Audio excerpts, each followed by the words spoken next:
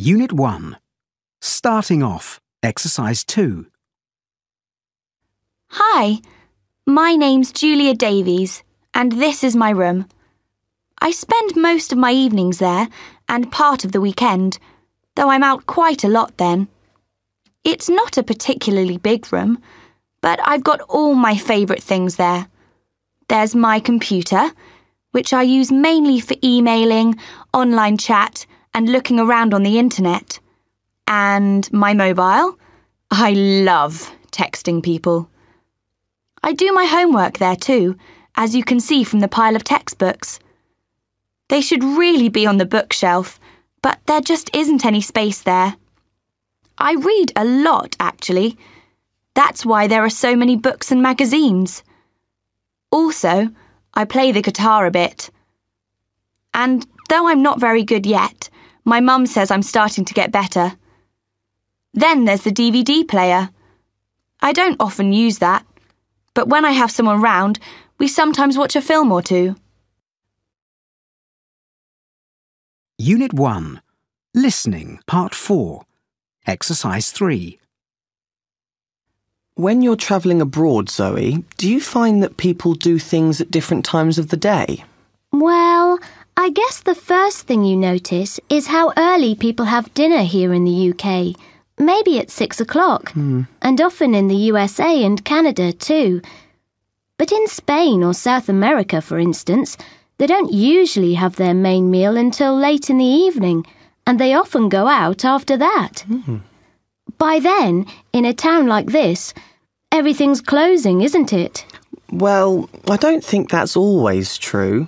Some places stay open very late these days, particularly in the town centre. But how do you get home here?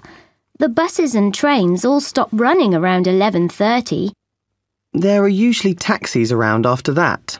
There always seem to be people getting into them or waiting for them. Well, even if you can get one, they cost far too much, in my opinion, anyway. You're right about that. That's why I never take them. But I suppose you could walk home. All the way from the town centre? You must be joking. And that's another thing.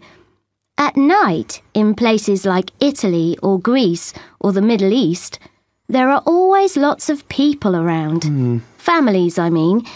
So you don't worry about anything bad happening there. But when I'm here in your town, there are times when I feel, well, not as safe. I know it seems silly, but it's true. You may be right that older people go to bed early most nights, but doesn't that make it more fun when you're out? Everyone you see is young. That's true. So do people in the south of Europe get up later the next morning? Well, school starts just as early as in north of Europe, so I don't think they stay in bed any later. And the school day is normally about the same as here. And when there's no school? They have lunch later, perhaps at 2 or 3. A proper meal, that is, not just a sandwich. After that, people sometimes have a quick sleep. I think that's sensible, if it's just for a few minutes. I'd like to do that every day. It's certainly a good idea when it's hot. Maybe the different routines in different parts of the world are because of the weather there. That's possible, yes.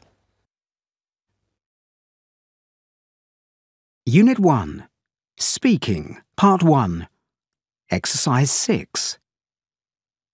1, Friend. 2, Believe. 3, Pie. Unit 1. Speaking, Part 1. Exercise 8. Country. Young. Touch. Ooh. You. Root. Oh. Coast. No. Coat. Road. Ow. Town. crowd, found,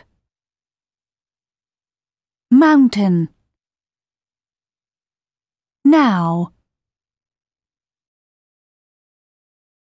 Unit 1. Speaking, Part 1. Exercise 11. Maria, where do you come from? I'm from Vari. It's a small town in Greece near Athens. And do you work or are you a student? I'm a student at a secondary school in the town. What subjects do you study? All the usual ones like maths and history, but this month we're studying modern music too. It's really interesting. Ah.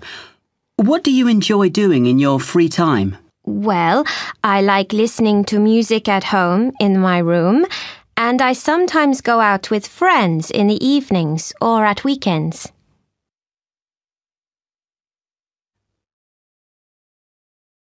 Unit 2. Starting off. Exercise 2. 1.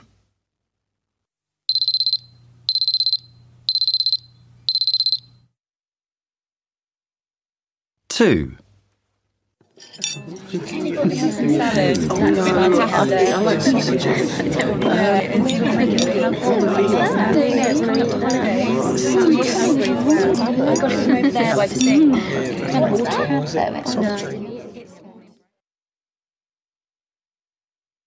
3. Kelly Ashby, Yes, Miss Truman. Max Atkinson, Yes, Miss Truman. Gemma Brown, Yes, Miss Truman. 4.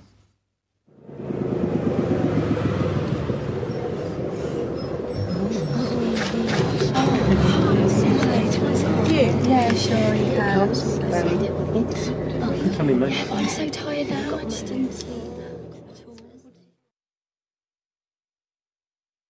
5. Bye, Mum. Bye. Unit 2. Grammar. Exercise 2. Today we have Nadine with us to talk about the 6 months she spent in Chile. Hello, Nadine. Hi. You're a normal 16-year-old school student. Where did you go last year? Last year, I lived in Chile for 6 months as an exchange student. I lived with a Chilean family. I went to school every day, and I had to wear a uniform. In Canada, I don't have to wear a uniform. It's so uncool. Where did you stay? I stayed in San Pedro de Atacama, high in the Atacama Desert. Unlike Toronto, there's no disco, no shopping centre, no large cinemas with choice of films. How did you feel when you first arrived? To tell you the truth, I was scared. San Pedro is so different from my hometown. Did you speak Spanish before you went? Yes, I did. I studied Spanish at school in Canada, and I thought I was good at it. But when I got to Chile, I couldn't say anything. It was awful. What about school? What subjects did you study? I did maths, chemistry, biology, physics, history, Spanish, and art. Was it a good experience? Yes, it was. I'm really glad I went there. My Spanish improved, and I even began to dream in Spanish. I also stopped missing expensive activities like going to the cinema or the disco, and began to realize that fun in San Pedro was being with my new family and friends. Thank you, Nadine. And if you'd like to know more about being an exchange student, contact our hotline number on 0800 444. Unit 2. Grammar. Exercise 2. It was in my second week. The sun was shining, and I was feeling good. I was walking to school when I saw a group of dogs. I was frightened, but I didn't know what to do. Unit 2. Grammar. Exercise 3. Suddenly, a woman appeared from nowhere, and she started screaming at the dogs. The dogs ran off. I said, "Gracias," and went to school. Unit 2. Grammar. Exercise 7. This morning, I woke up early to visit Ryokuku High School. I looked out of the window. It was raining. I had a quick breakfast and we got ready to go. We drove to school. At the school, we changed our shoes for slippers. As I was putting on my slippers, my Japanese friend started looking at my feet. The slippers were too small. Unit 2. Listening. Part 1, Exercise 3. 1. What time does John have to leave school today? Woodland High School. Mrs. Drew speaking. Yes, this is John Fuller's mother. He's got another doctor's appointment today at 2:15. Last week I picked him up at 2:10, but we got there late. Can I get him 5 minutes earlier today, at 1:45? 2. What are the students going to do today at 11 a.m.? Now, there'll be some changes to your timetable today. After break, we're going to see a play performed by some Year 10 students. That should finish by 11:15. We'll do maths then. I know we normally do sport at 11, but we'll have to do that tomorrow instead. 3. What does Nathan have to buy? I've just joined the table tennis team, but I'm not sure I've got enough money to buy the equipment. Don't worry. The balls are really cheap, and I can lend you my brother's bat. He never uses it. You'll have to get some good trainers, though. I've already got some. 4. What will the weather be like tomorrow? Are you ready for your school trip tomorrow, Beth? You're going to those new outdoor swimming pools, aren't you? Uh-huh. Lucky you didn't go today. It hasn't stopped raining. That's what I'm worried about. Our teacher looked it up on the internet, and it says it'll be dry, but cloudy. Let's hope it's right. Yeah, that's better than too much sun, I think. Unit 2. Speaking. Part 4. Exercise 2. Do teenagers work in Colombia? Yes, they do. Teenagers in my country work to earn extra spending money. What about in Vietnam? Well, I don't work, and actually very few teenagers in Vietnam work. In my country, most parents don't allow their children to have a part-time job. We have to go to school and study hard. In my opinion, it's not a good idea for teenagers to work and study at the same time. What do you think? I'm not so sure. I agree that teenagers need enough time to study and do their homework.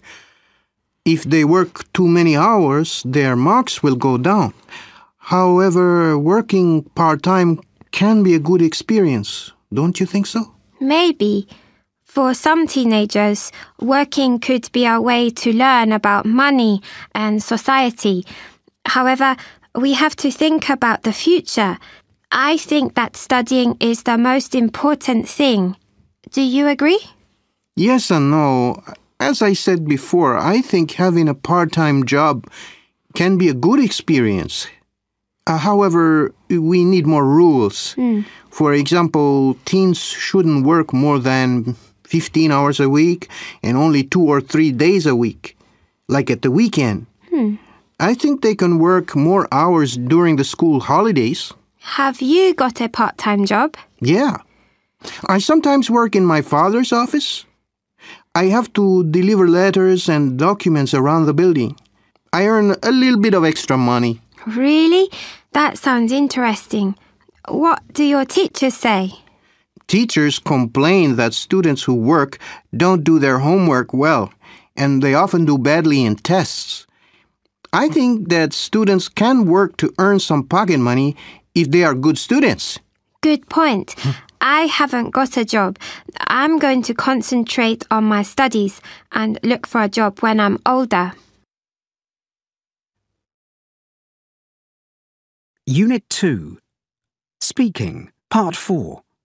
Exercise 7. 1. Generous George imagines giant giraffes. 2. Good girls give grapes to gorillas. Unit 2. Speaking, Part 4. Exercise 9. G. Big. Give. Geography. Girl. Agree. Get. Frog.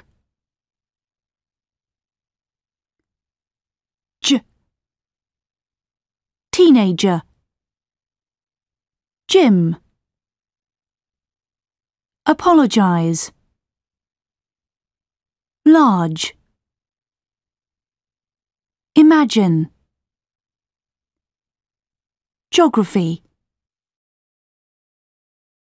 Unit 3. Listening, Part 2. Exercise 2. Hi, I'm Spencer Watson, and I'm here to tell you about 4 unusual ways to have a great day out. First, how about going back in time with a steam train journey through the beautiful Scottish countryside? This is on the railway line made famous by the Harry Potter films. Starting at Fort William, near Britain's highest mountain, the train departs each morning at 10:20, getting into the lovely fishing village of Malig at 12:25. The return journey to Fort William starts at 14:10 and takes an hour and 50 minutes. The fares are good value for money, and it's a great experience for steam train fans of any age. It's very popular in summer, so it's best to book ahead. For a really exciting day out, Go Wild adventure courses offer hours of fun in 17 different locations. For a fairly small admission fee, you can climb tall trees, go from treetop to treetop on a high wire, cross waterfalls far below, go through tunnels, and lots more. Before you start, though, they give you full safety advice. To prevent accidents, they put a belt around your waist and the tops of your legs and attach it to wires. And then you're off, completely on your own.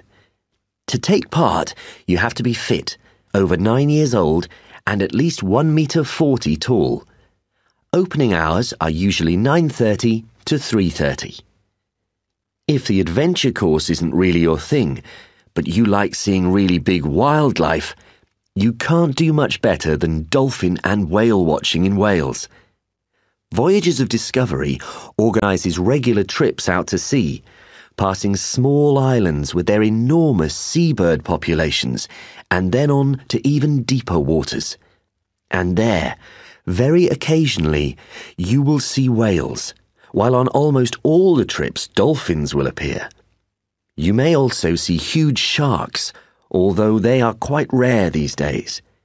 The voyage isn't cheap, but most people who've done it agree that it's well worth the money.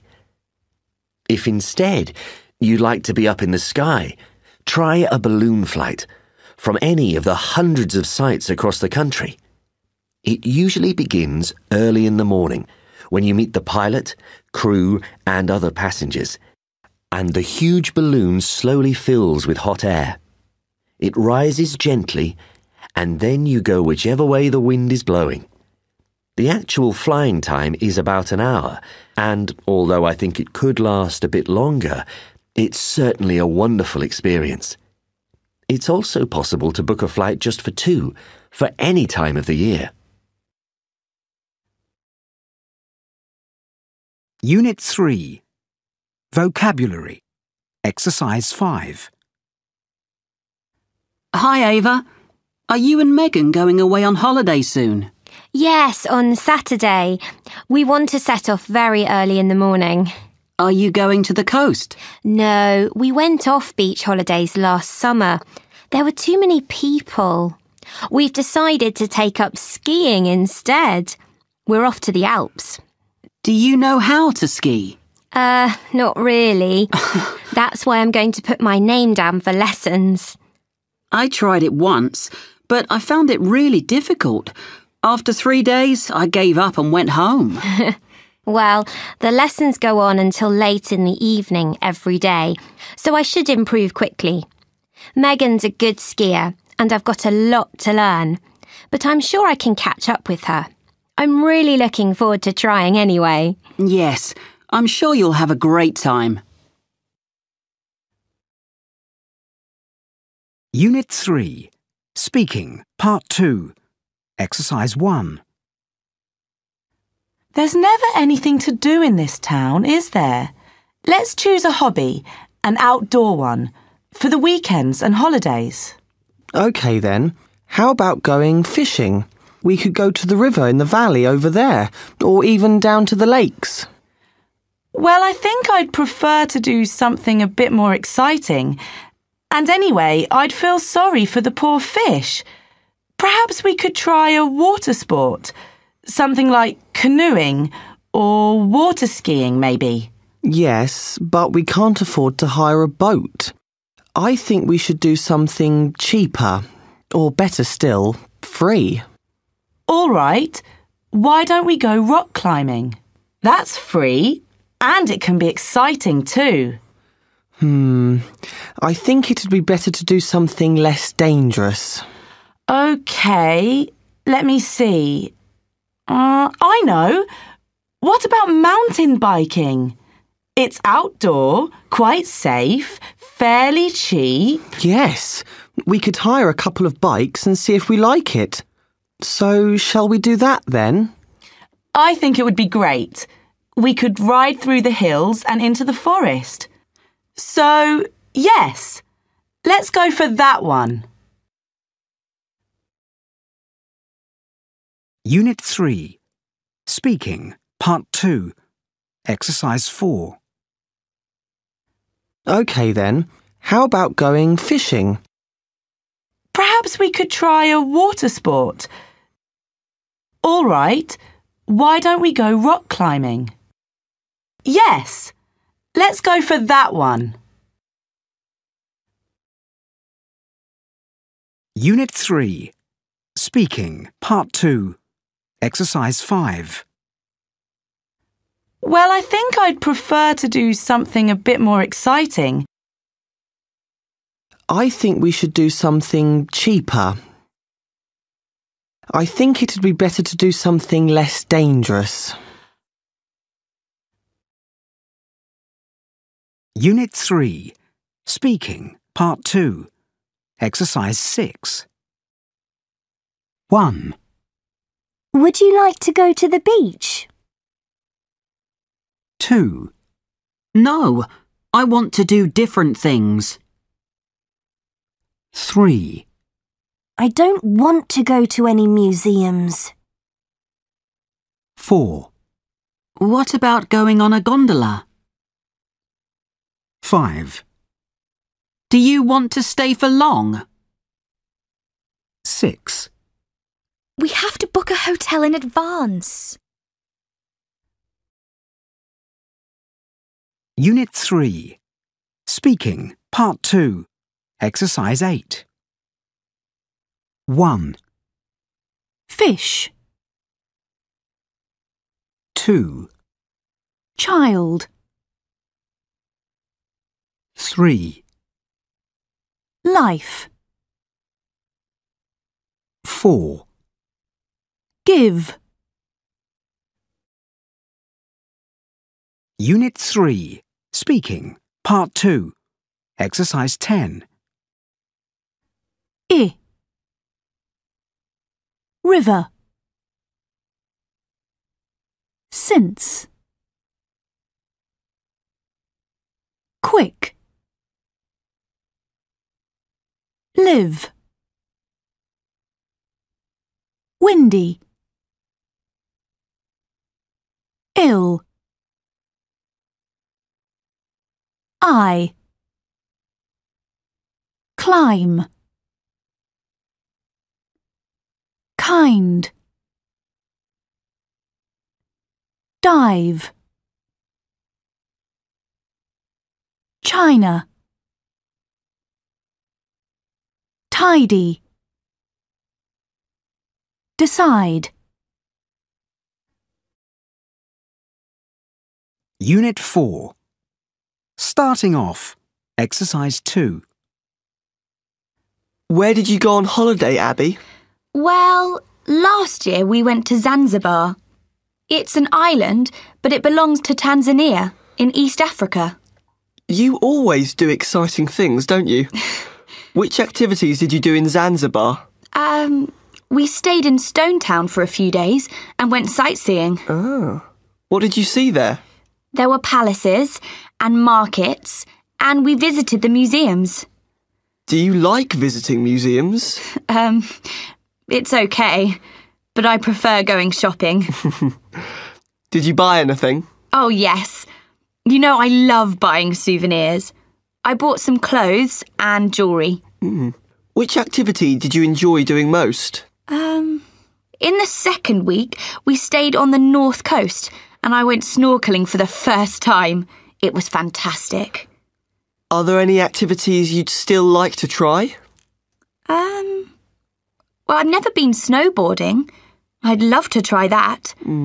All my friends say it's the most exciting winter sport. Have you tried it? Unit 4. Grammar. Exercise 6. And here are the answers to this week's general knowledge quiz. Did you know that Asia is bigger than Africa? Yes, and more people live in Asia than any other continent. Well, Russia is the largest country in the world. And now for the animal facts. The most dangerous animal on the planet is not the lion or the shark, but the tiny mosquito, because it carries diseases. In the list of the top 10 most intelligent animals, there are dolphins, orangutans, some types of elephant and whales, but definitely no dogs. The African elephant is the largest and heaviest land animal, but the blue whale is the heaviest living creature. On average, it can weigh around 150 tons. That's 150,000 kilos. I wouldn't like to share my home with a howler monkey. They are the noisiest animals in the world. The slowest moving fish is the seahorse. It would take this fish about an hour to move 15 meters. The tallest dog in the world is the Great Dane, and the smallest is the Chihuahua. You've got some answers about places, haven't you, Alyssa? Yes, I have. Did you know that Nagoya train station in Japan is the biggest in the world, and Shinjuku station in the same country is the busiest? If you like diving, then you should go to Belgium. Nemo 33 is the deepest pool in the world. And the last two answers. Antarctica is the coldest, driest and windiest continent. And while we're talking about large places, the Amazon rainforest is larger than any other forest in the world. Unit 4. Grammar. Exercise 4.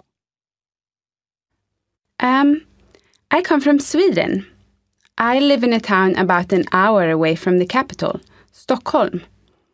There are only about 4,000 people. It's really tiny. It's a very nice place to live in because it never gets too crowded. There are several interesting sights, including a castle. Because it's a small town, it's extremely safe. Sometimes I find living here quite boring.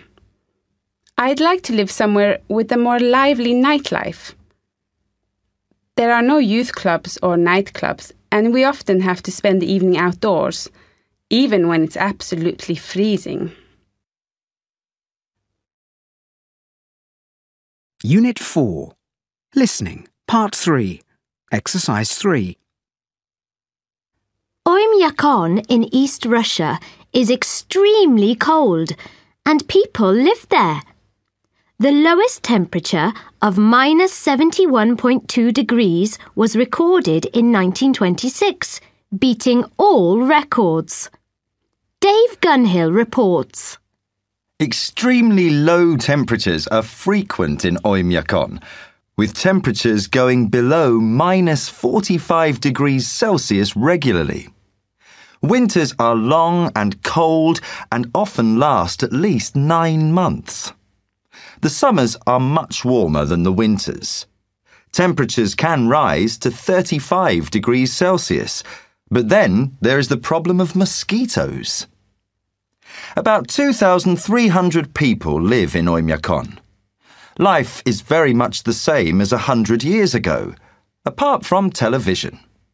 For example, there are no indoor bathrooms and people use ice instead of water from the tap. The valley used to be famous because some of the oldest people in the country lived there. Fyodor Arnasov, Oymyakon's oldest ever inhabitant, died in 1967. He was 109. There are about 300 children in the local school.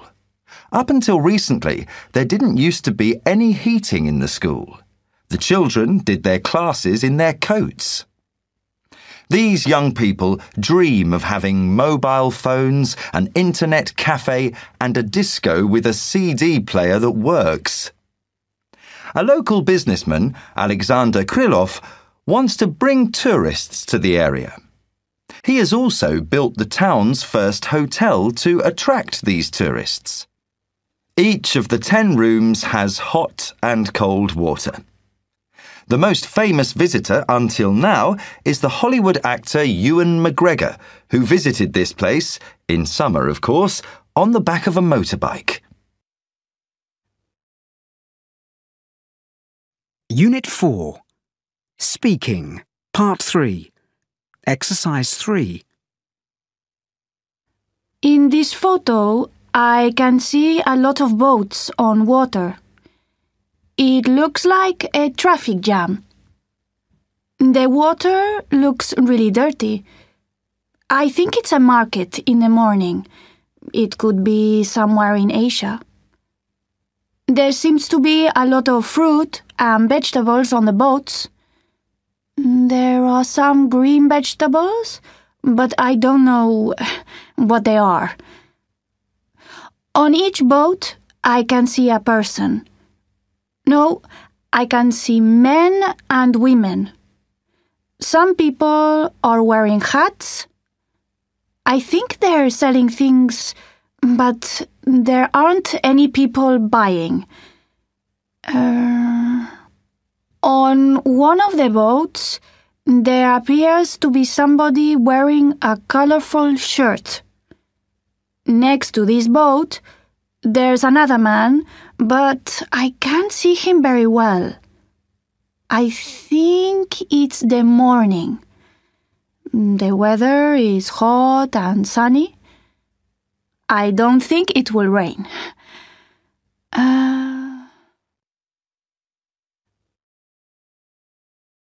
Unit 4. Speaking, Part 3. Exercise 5. Let me see. In the photo, I can see a very busy market. There are lots of long boats on the river, and it's very... how do you say it? Very crowded. The people are selling fruit and vegetables, maybe oranges and something green too. I don't know if it's a fruit or a vegetable. What was I saying? Oh yes, there are lots of people and I think it's a really popular market. The local people probably go shopping here all the time. I think it's quite cheap. What else? I think it's spring or summer because people are wearing shirts, not jumpers. Well, most people also have a hat, so it's probably a hot day. Let me think. So, I think it's an interesting place to do your shopping. It's a good idea. Unit 4. Speaking, Part 3. Exercise 9. 1. Cheap. Weather. 2. Near. Where. Unit 4. Speaking, Part 3. Exercise 12. 1. Weather. Bread. Head. Feather. 2. Air. Where. Pear. Bear. 3. Ear. Near. Appear. Here. Fear. 4. Cheap. Dream. Cream. Team.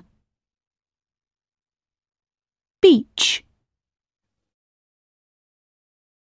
Unit 5. Listening, Part 4. Exercise 2. So, Ben, how often do you and Liam actually get together these days? Whenever I can, Erica. Usually about once every 2 months. I don't think that's enough, really, to keep a friendship going. Couldn't you visit him each month or ask him to come here? Well, it's a long way to go. More than 400 kilometres, I think. How long does it take? Over 6 hours each way. So you spend half the weekend on the coach, going up and down the motorway. It's so boring. How about taking the train? Wouldn't that be quicker? I don't think I could afford it. The fares are really high. Why don't you get a student travel card? Your tickets would be a lot cheaper. That's an idea. And Liam could get one too. Then he could sometimes come here on Saturdays and Sundays to see you. I don't think he's keen on doing that. He likes his new town a lot. He wants to stay there at weekends, he says. I see. So you go and see him, but he never comes here? I'm sure that's because there's so much to do there. It's an exciting town, and I know he's made new friends there. But we get on really well, and we're not suddenly going to stop being friends. No, I'm not saying that at all. But maybe you need to remind him that you've been friends since you were little kids, and tell him how important a friend he is to you. He might not realise that, especially with all the changes in his life right now. Unit 5. Grammar. Exercise 7. Internet sites like MySpace, Bebo and Facebook are a great way for young people to keep in touch with friends, but there are things you should do to stay safe. On some sites, you don't have to use your real name if you don't want to, so invent a name for yourself. On most sites, it's a rule that you have to give an email address, but this doesn't have to be your normal one. You can use any address. You can write lots of interesting things on your online page, but something you must never do is put your house address or phone number. In fact, you shouldn't give any information that could let strangers know your identity, because on the internet you never know who is looking. Remember, too, that you mustn't put your friends' personal details on your page, or you could put them in danger. So the message is, have fun, but take care. Unit 5. Vocabulary. Exercise 7. My brother took some CDs out of my room without asking. I wasn't happy about it because I wanted to play one of them. Usually my family all meet at our house on December the 31st, but this year my cousins can't come. It's a shame. I don't want to go to that youth club again. There's never anything to do there, and there's nobody to talk to. And then Jessica walked in. I couldn't believe it, because I thought I'd never see her again. Unit 5. Speaking, Parts 3 and 4. Exercise 2. Picture A. Well, once I had to make a speech to nearly the whole school in front of hundreds of other students. How did you feel? At first, I was really nervous, and I couldn't remember what I had to say. I needed to keep looking at my notes. But after a few minutes, I started to feel a bit more relaxed, and then I just talked and talked. What happened in the end? Everyone clapped. I was delighted when I heard that. Picture B. I was really excited about that concert. I just had to see it. But thousands of other people wanted tickets too. That's why the queue was so enormous. How long did you have to wait? 6 hours. I was so bored. But just before I got to the ticket office, it closed. They'd sold all the tickets. And what was your reaction to that? I was angry. A lot of people had bought 10 or 20 tickets each, so they could sell them later and make money. Unit 5. Speaking, Parts 3 and 4. Exercise 4. My friend asked me to go to the cinema with him last week. He bought the tickets and I met him there. But when the film started, I realized it was a horror film, and my friend knows I hate them. I had my first driving lesson yesterday, but it was a bit boring. My teacher talked for half an hour about his new car, and I only drove for 10 minutes before he told me to drive home. Unit 5. Speaking, Parts 3 and 4. Exercise 5. My friend asked me to go to the cinema with him last week. All right. He bought the tickets and I met him there. How nice. But when the film started, I realized it was a horror film. Oh dear. My friend knows I hate them. Poor you. Unit 5. Speaking, Parts 3 and 4. Exercise 7. 1. I had my first driving lesson yesterday. How horrible! 2. But it was a bit boring.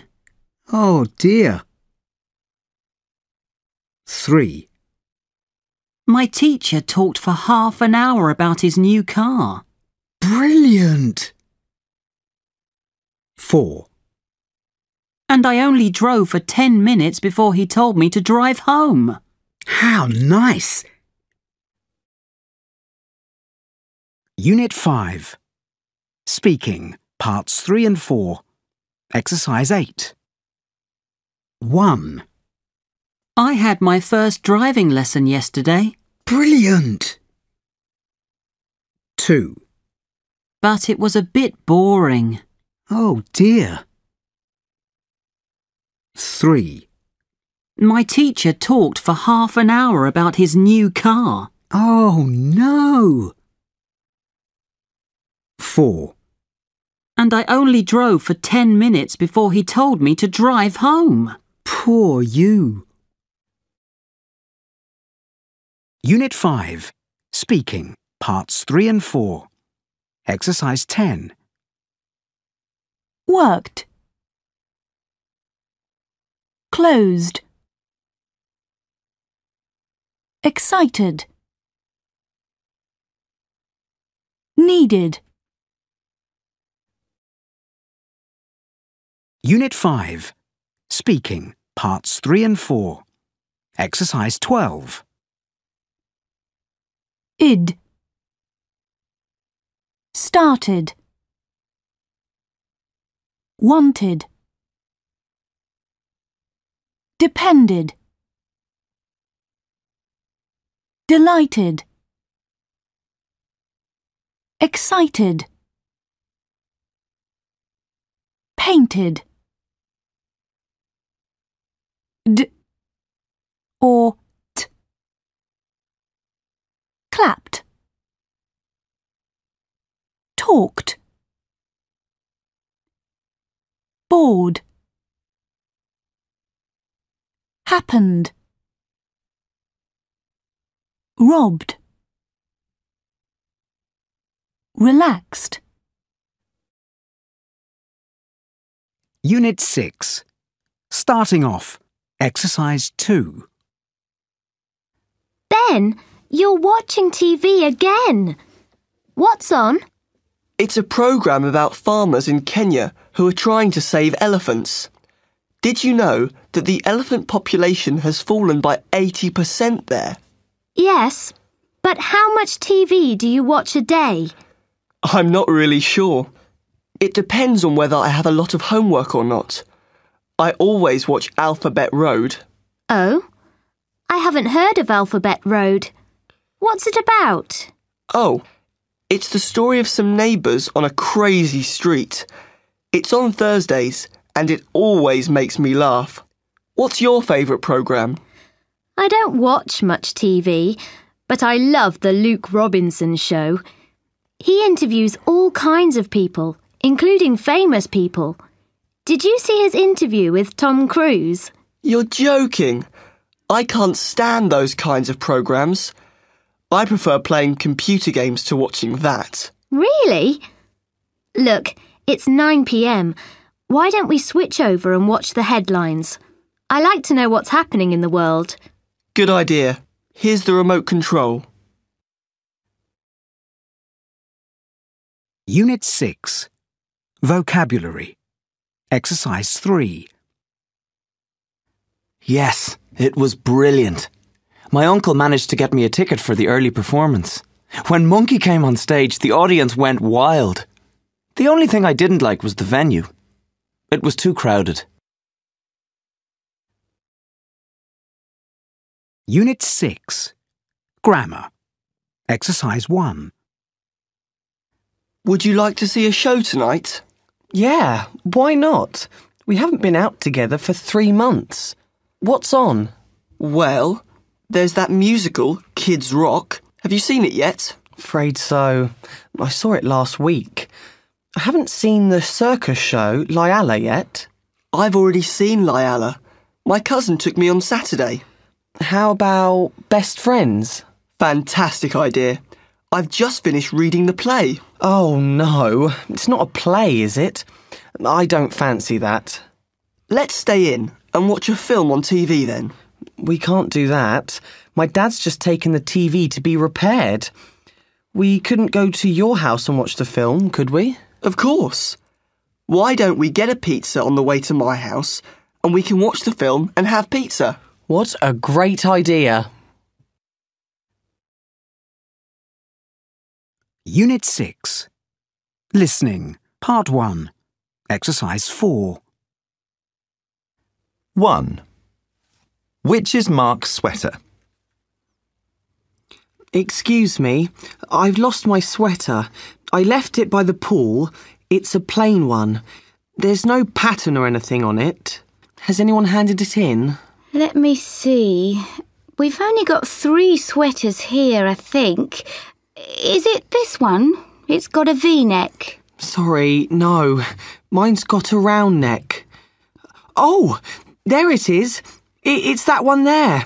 The cotton one. It was very expensive. Well, be more careful with it next time. Here you are. Unit 6. Listening, Part 1. Exercise 4. 2. What has Mary lost? Hi, I was emptying my backpack in the sports centre cafe because I needed to pay for something and I couldn't find my purse. How much money was in it? Oh, it's okay. I found that. But I had a pair of earrings inside my bag too, in a little kind of pocket, and I think they fell out when I pulled my towel out. Has anyone brought them here? Sorry, no. Unit 6. Listening, Part 1. Exercise 4. 3. What has John lost? We've come to pick up John and he's playing tennis in his sandals. Really? Yes. He's always losing things. We thought he'd lost his socks, but we found those. Have you got his trainers? What do they look like? Unit 6. Listening, Part 1. Exercise 4. 4. Which coat is Barbara talking about? I was wearing my sister's coat and now I can't find it. She's going to be so angry with me. We've got several coats. What does it look like? It's quite long, with 5 or 6 buttons down the front. Anything in the pockets? It hasn't got any pockets. Unit 6. Speaking, Part 4. Exercise 3.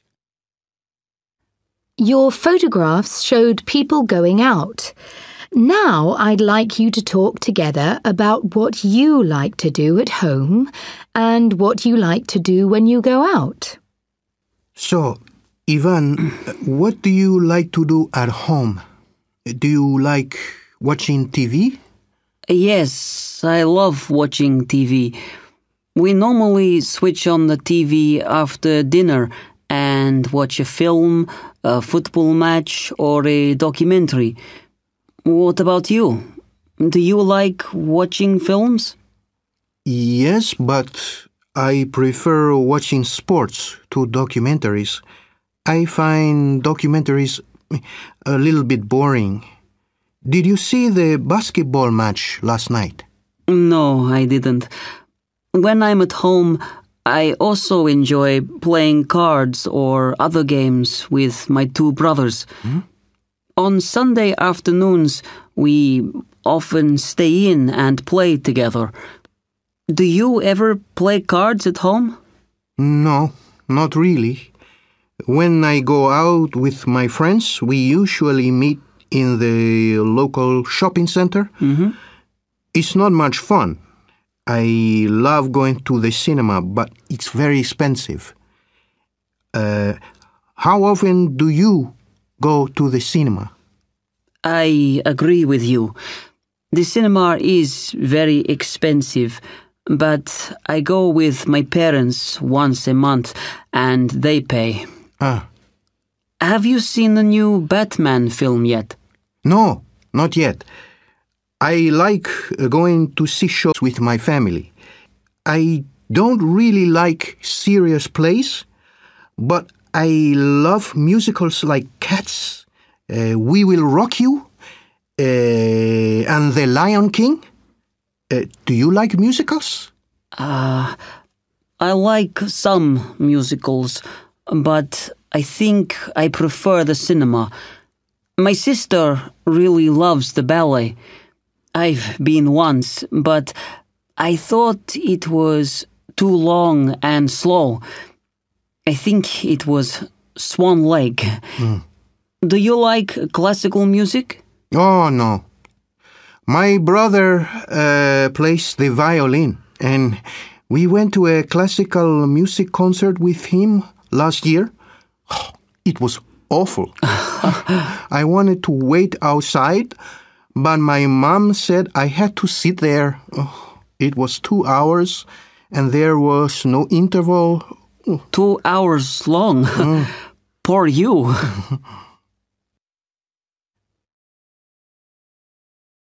Unit 6. Speaking. Part 4. Exercise 8. 1. I really like going to pop concerts, but it's difficult to get tickets sometimes. They sell out so quickly. Have you been to any concerts recently? I disagree. You can get tickets quite easily on the internet, but they can be expensive. The last concert I went to was Shakira last year.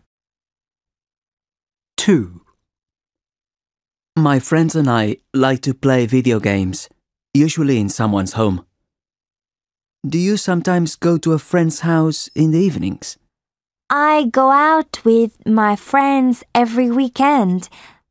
Have you ever been to the disco Capitol? It's great. 3. I sometimes invite friends to my house for dinner. It's a lot of work, but I like to cook for my friends. Do you like eating at home, or do you prefer to go out?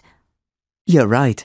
Cooking can be fun when you're preparing it for friends, but I'm not a very good cook. I like going to other people's houses for dinner, but usually we just go out. 4. At the weekends, I often meet up with my friends for coffee, and then we usually go shopping. I always end up spending too much money on clothes I don't need. Do you like shopping? I bought some batteries for my camera last weekend. They were so cheap. I was really happy. Unit 6. Speaking. Part 4. Exercise 11. 1. Friend. 2. Thief. 3. Tie. 4. Peace. 5. Society. 6. Die. 7. Anxiety. 8. Niece. Unit 6. Speaking. Part 4. Exercise 13. Friend.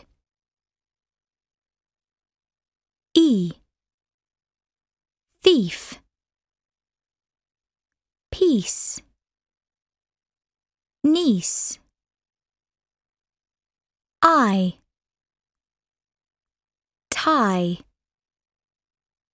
Die. Ire. Society. Anxiety. Unit 7. Listening. Part 2. Exercise 2. Tell me, Chloe, have you always been interested in the weather? Oh, yes. It's really fascinating in this country because it can be quite different in the north, in the west, and in the south, for instance, and it doesn't usually stay the same for long. It can be warm and sunny one moment, wet and cold the next. In fact, you can sometimes have all 4 seasons in one day. So, when did you first photograph storms and things like that? Was that while you were at university or in your first job? No, I was much younger than that. I was just a kid, really. We were coming home from holiday and we got caught in a thunderstorm. I took some pictures and luckily they came out really well. Since then, I've done lots of other kinds of photography, especially when I was a student. but I still love photographing lightning. That must be quite difficult. How do you get good pictures? Well, the first thing is the right camera. It doesn't have to be expensive or particularly modern. I've had mine for many years, and I avoid using digital ones. But the main thing is where you go to take your pictures. Which are the best places? Well, some people take photos from their bedroom windows, but I live in a flat where there's no real view of the night sky, and so I have to go out. Standing in fields and on hills during a thunderstorm is rather dangerous, so I drive into the countryside, park, open the window, and start taking pictures. You're much safer with all that metal around you, like on a plane. So, what about photography during the day? I really enjoy taking winter photos when it's really freezing. Which are your favourite? Snowy scenes? I used to like doing those just after snowstorms, and sometimes those beautiful shapes like flowers that you see on glass when it's frosty. But nowadays I prefer mountain scenes with lots of ice, especially when you have water flowing down valleys and over waterfalls, and it gets so cold that it freezes solid. And during the rest of the year? Storms, I think.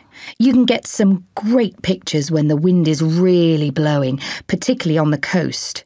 Whenever there's a gale, I go down to the beach and take loads of photos of the waves. They can be amazing. And I'd like to take pictures of clouds, though it's often too dark to photograph them when it's stormy. Also forests, with everything bending in the wind. I've always wanted to try that too. Unit 7. Grammar. Exercise 1. It's getting a bit late, Owen. Yes, but look at the rain. I'm hoping it'll stop soon, though I don't think there's much chance of that. No. The weather forecast said it's a big storm, so it's going to rain for hours. What time do you have to be at the station? I'm meeting Jason and Mark there at 8:30 in the cafe near the main entrance. The train leaves at 8:45. It's quite a long walk to the station, isn't it? And it's 8:15 already. Look, I'll take you in the car. Thanks.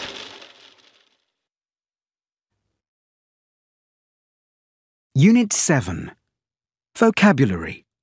Exercise 1. Hi, Leon. Toby here. I'm really pleased you're coming to our new house next week.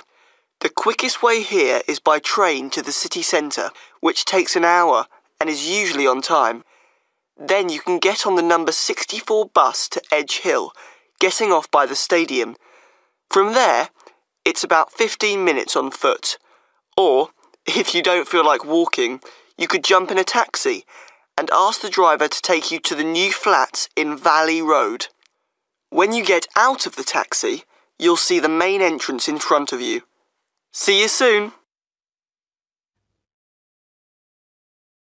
Unit 7. Speaking. Part 2. Exercise 1. So why are you keen on going by tram? It'll be very crowded in the rush hour. Well, because it always keeps moving, even when there's heavy traffic. So at least we'll get there quite quickly.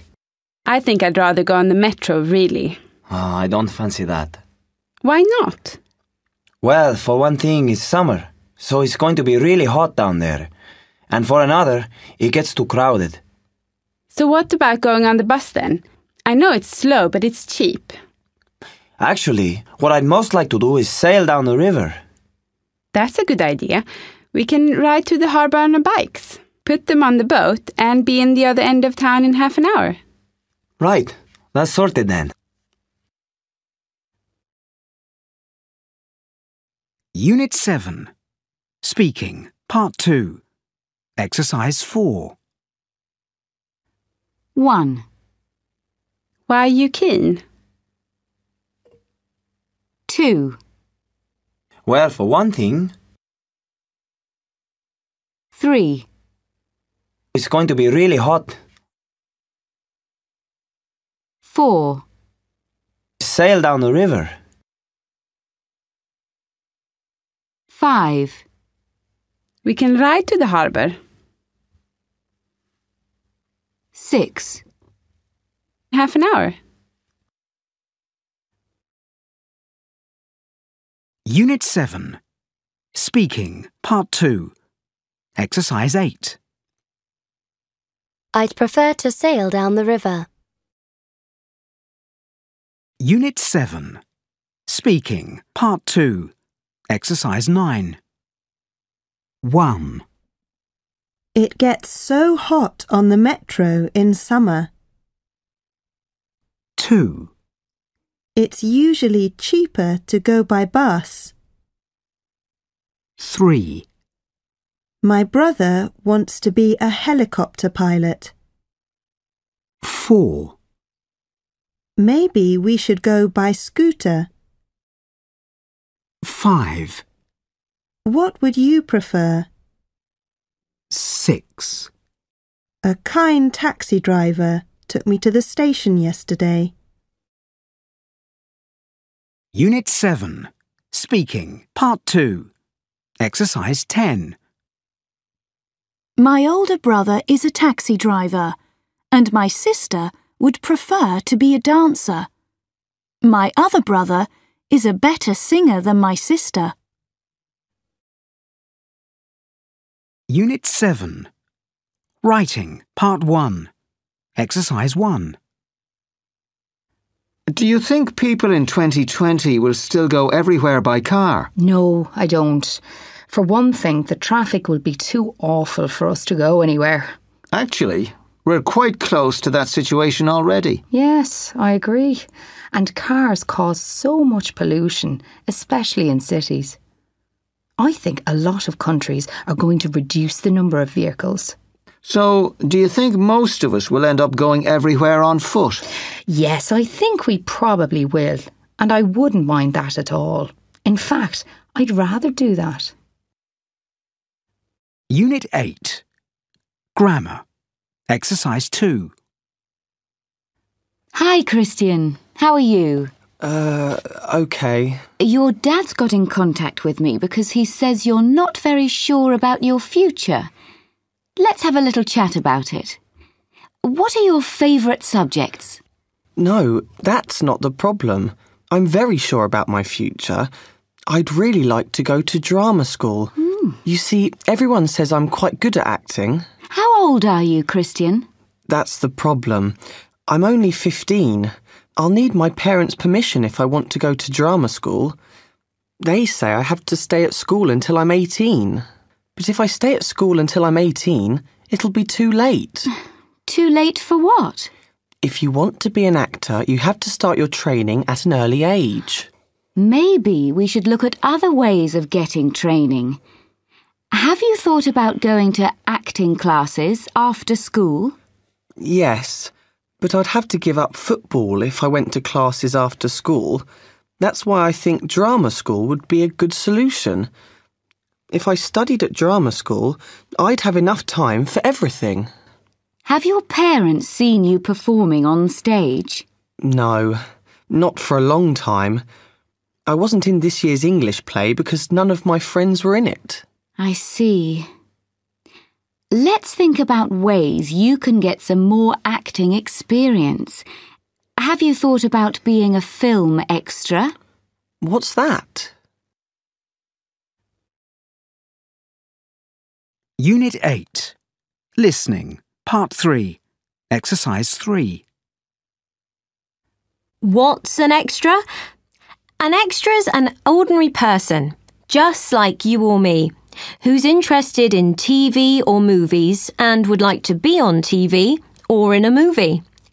Extras aren't movie stars, but they are people who appear in the background as members of a crowd, or shoppers in a market, or fans in a sports stadium.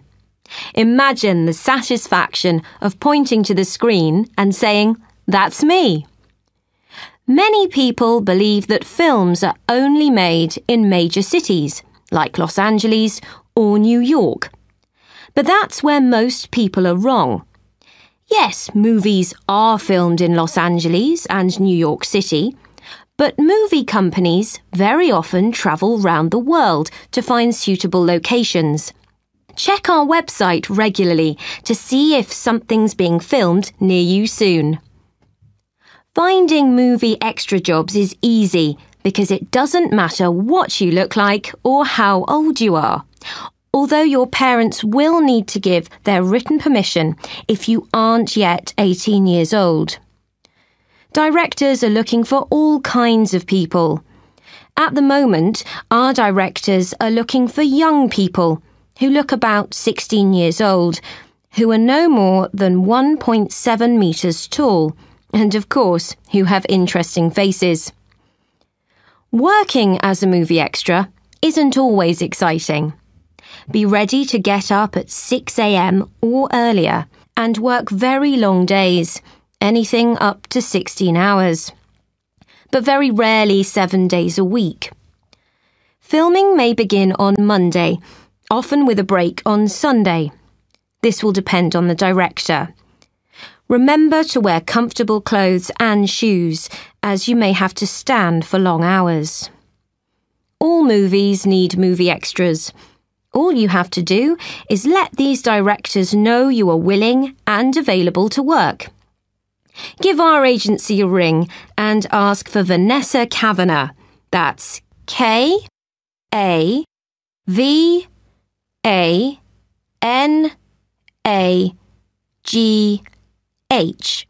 or visit our website www.extrasextras.com. Unit 8. Vocabulary. Exercise 1. Harry, is that you? Marty, how's things? Great, great. Look, Darylus is looking for a teenager to play Dean Darrick's son in his latest movie. Have you got anyone? Dean Darrick, eh? What should this teenager look like? He should be medium height, look around 16 with long, straight hair. Although we could change that if we had to. He should probably be rather good-looking, too. We've got this new young actor, but he's got rather a large scar on his chin. Any good? Not really. He needs to look young and fresh, preferably with no beard or moustache. I've got this one here. He's got pale eyes, he's very attractive, and everyone says he's honest and reliable. Let's get in touch with him then. Unit 8. Speaking. Part 1. Exercise 2. A H J K E B C D E G P T V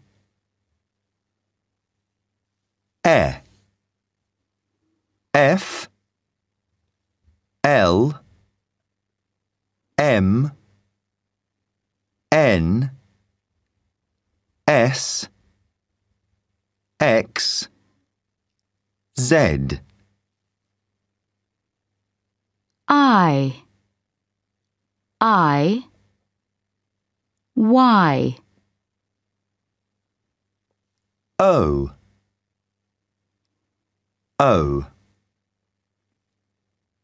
U Q U W R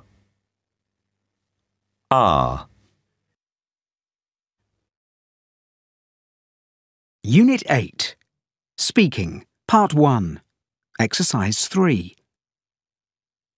Write down the correct spelling of the words you hear. 1.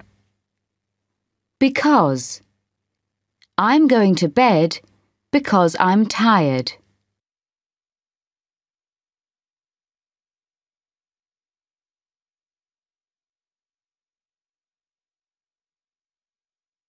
2. There. There isn't any milk in the fridge.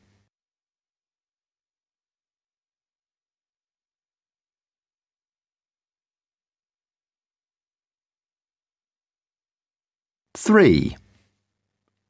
Which? I did a maths test yesterday, which was really easy.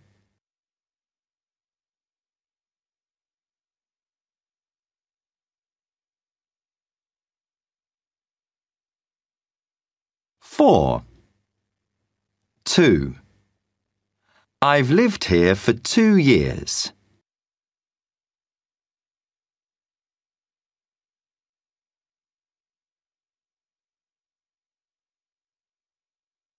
5. Where? She can't open the door. She doesn't know where her keys are.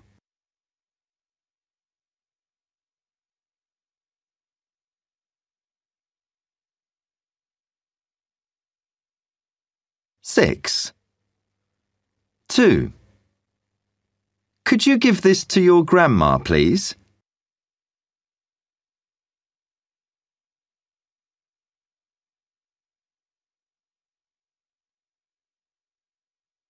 7. Where? Older people often wear hats at weddings in my country.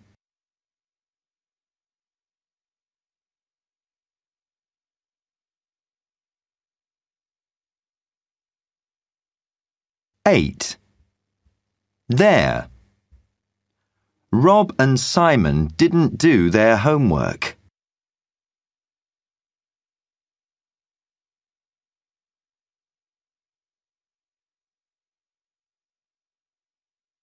9. 2. I didn't get a part in the film. They said I was too young.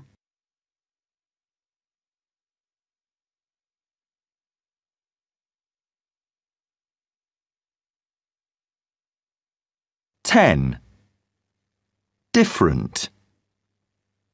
Do you think working in TV is different from working in radio?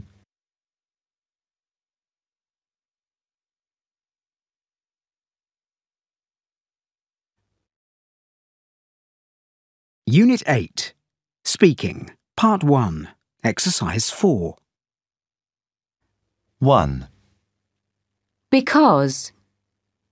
B, E, C, A, U, S, E. 2. There. T, H, E, R, E. 3. Which?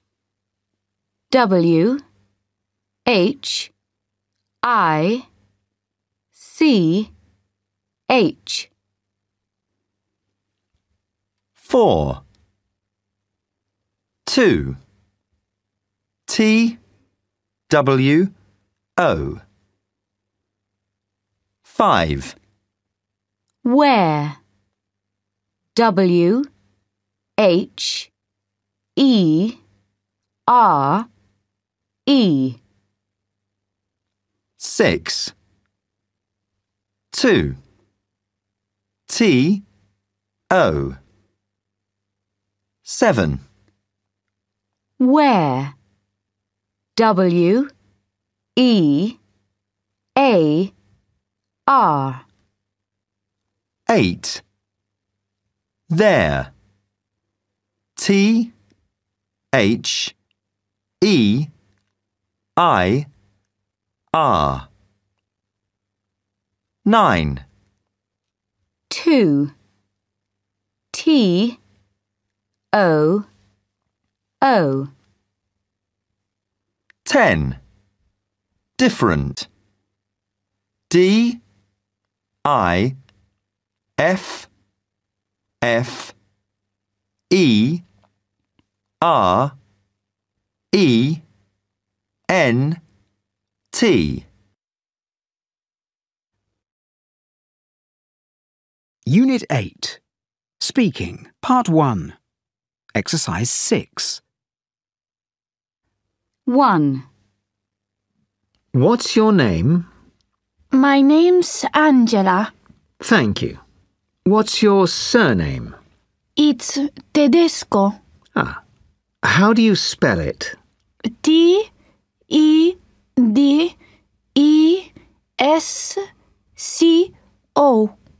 Thank you. Where do you live? I live in Italy. Do you study English? Yes, I do. I study it at school. Do you like it? Yes, I love English because I like traveling and meeting people from other countries. Thank you. Angela, do you think English will be useful for you in the future? I'm not sure, but when I'm older, I'd like to be an architect, and I think I'll need to read a lot of books in English. 2. Now, what's your name? My name's Edward. Thank you. What's your surname? My surname's Brunner. How do you spell it? B-R-U-N-N-E-R.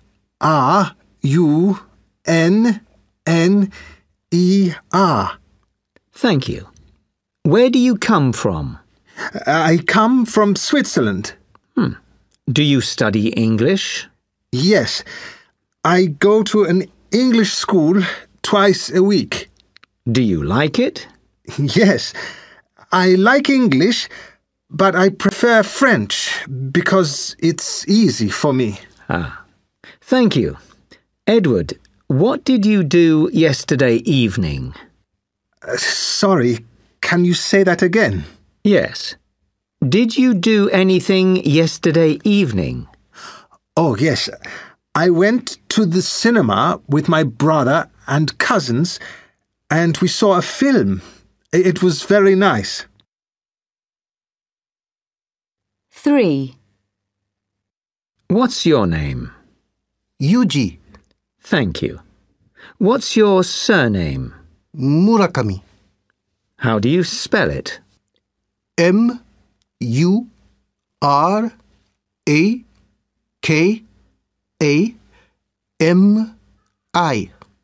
Thank you. Where do you come from? I'm from Japan. Do you study English? Yes, I have English lessons at school, and I also do extra English at H&P English School. Do you like it? Yes. Why? I think English is useful for me, and it's a beautiful language. Thank you, Yuji. What do you enjoy doing in your free time? I really enjoy playing sports. After school, I play ping pong with a team, and I also like baseball.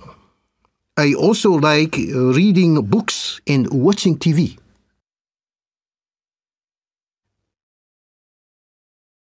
Unit 8. Speaking, Part 1, Exercise 11. 1. Live. 2. Visit. Unit 8. Speaking, Part 1, Exercise 12. 1. A. Love. B. Love. 2. A. Travel. B. Travel. 3. A.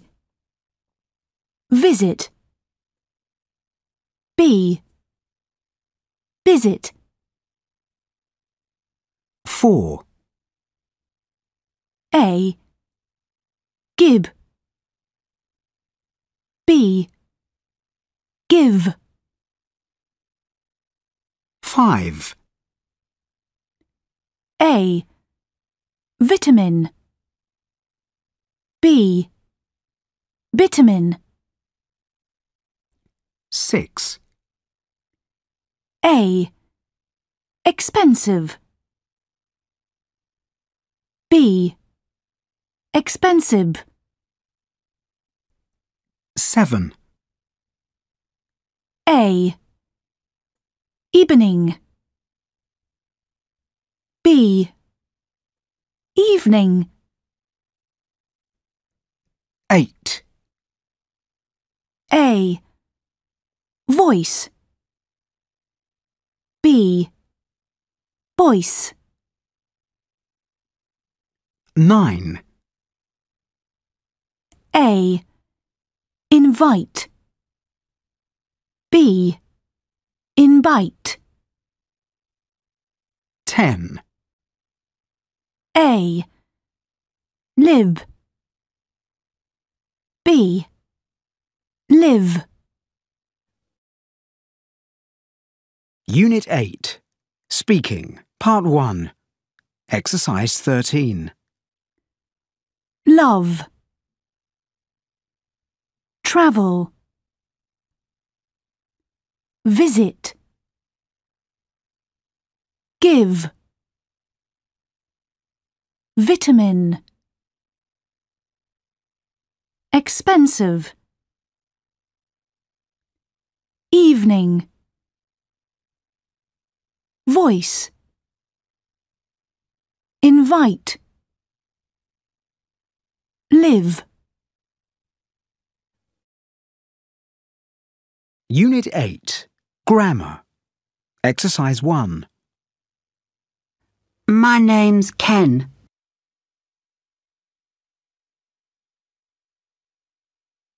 I'm 15 years old.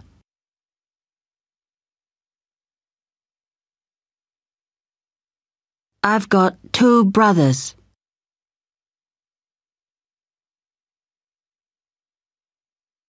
I live in Taipei.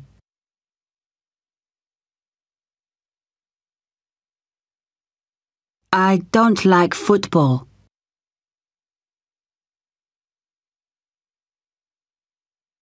I went to the cinema yesterday.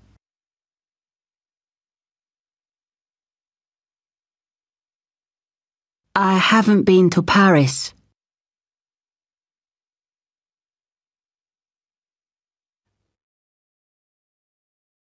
Unit 8. Grammar. Exercise 2. My name's Zosia.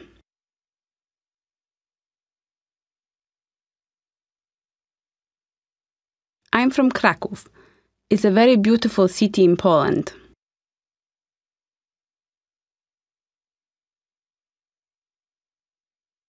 I've got 1 sister.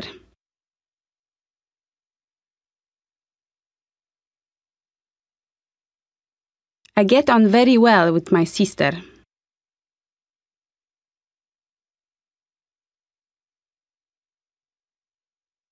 I love going to the cinema with my friends.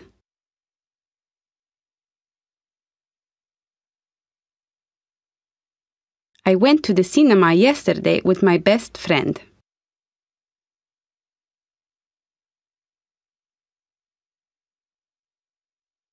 I don't like staying at home.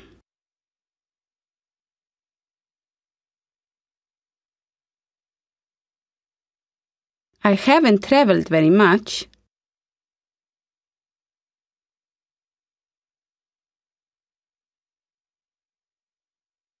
But I've been to Warsaw, the capital city of Poland.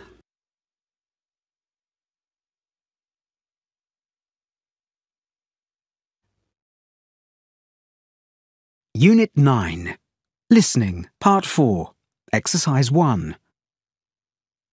They keep saying on TV things like, today's teenagers are unfit and unhealthy, and I just don't believe it.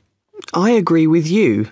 There's all this stuff about us not getting enough exercise because we're watching TV or playing computer games all the time, when in fact, nowadays, everyone is mad about sports. Well, I'm not sure about that, but certainly a lot of young people are doing active things, perhaps more than older generations did.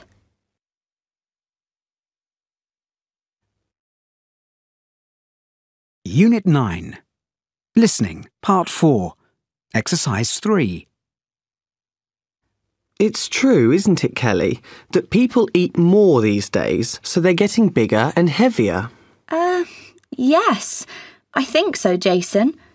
But lots of people are vegetarian now, aren't they? And I think that kind of food is really good for you. So people might eat more nowadays, but that doesn't mean that what they eat is worse for them. No, it's just different. But there's more to being healthy than just exercise and eating, isn't there? I mean, there's so much stress in everyday life, and there are a lot of people that don't get enough sleep. I don't know whether people are any more stressed, but you're right that everyone seems to go to bed late, even when they've got school or work the next day. I suppose it's all the late films on TV, or staying on the internet until 2 a.m. Or on the PlayStation. There are so many fun things to do, so even if people manage to get up on time the next morning, they're too tired to do anything. I'm not so sure.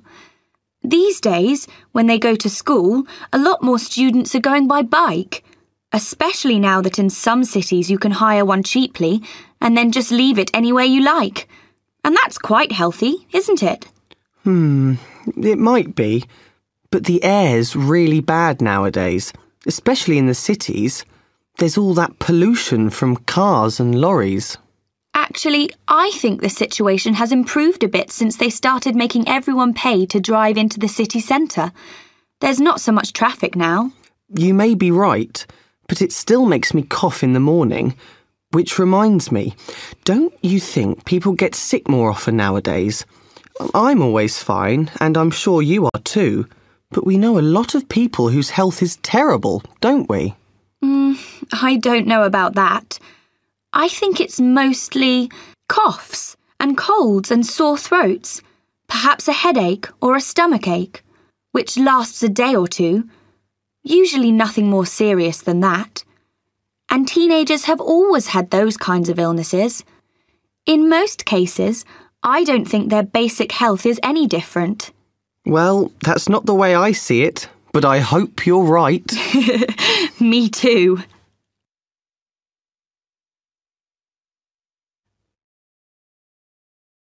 Unit 9. Vocabulary. Exercise 1. Coughs and colds and sore throats, perhaps a headache or a stomachache.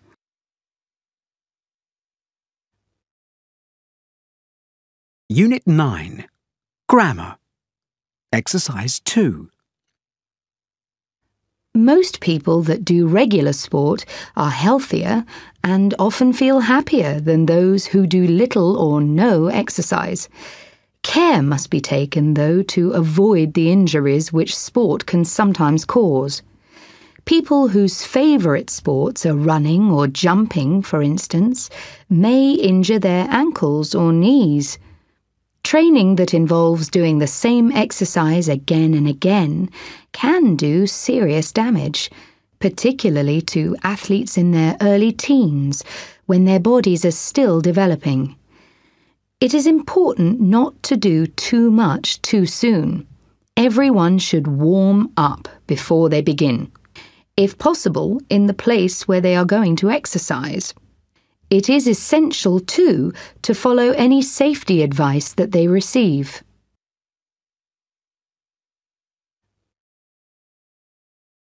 Unit 9. Grammar. Exercise 6. People who work very hard, and individuals whose lives are busy in other ways, may suffer from a kind of stress which can actually damage their health. One way that they can reduce stress levels is to find a time every day when they can relax. They should find something that they enjoy doing, such as reading, in a place where they feel comfortable and unlikely to be disturbed.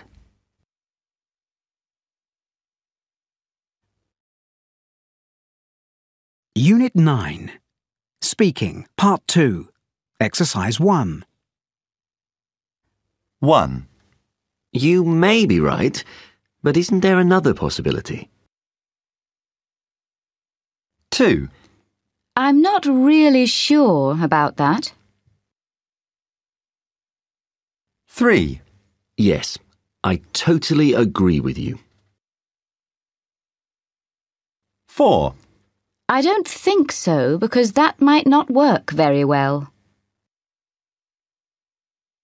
5. That's not the way I see it. 6. I don't agree at all. 7. That's true. 8. I think so too.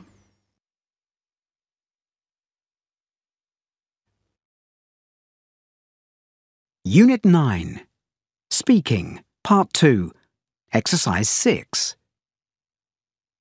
Yes, that's a good idea. Let's do that then. Right, we're agreed. That's what we'll do. OK, we both like the idea, so shall we do that? Yes, that's the best thing to do. I'm glad we agree.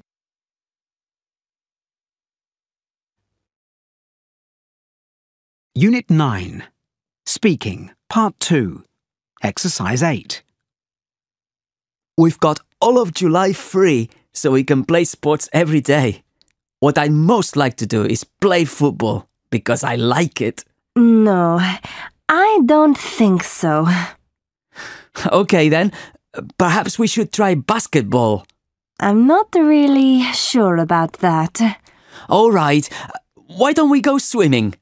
That could be the best way to relax. I don't agree at all. Tennis is better. You may be right, but it could be very hot in July. Perhaps we could... David, I'm not sure I want to spend July playing sport, and I've got a part-time job, so I probably won't have time. Unit 9. Speaking, Part 2. Exercise 12. 1. Myth. 2. Hobby. 3. Try. 4. You. 5. June. Unit 9. Speaking, Part 2. Exercise 14. 1. Myth. Physics. 2. Hobby. Funny. Injury. Body. 3. Try. Cycling. Sky. Fly. 4. You. Yesterday. Young. Year. 5. June. jazz. Job. Unit 10. Grammar. Exercise 1. 1. Hi, how are you? Just before I take you to your table, put on these gloves and snow boots. Children, don't touch the walls, please. Okay, follow me. Here's your table. I'll bring you some hot soup while you look at the menu. 2. Here's the bill. I hope you enjoyed your meal, sir. And remember, bring your friends with you next time. But don't tell your enemies where we are. It's a secret. 3. Go over to the butcher's table, choose a steak. The butcher will weigh it for you. Take your steak to the barbecue and tell the chef how you'd like your meat. Don't touch the grill or you'll burn yourself.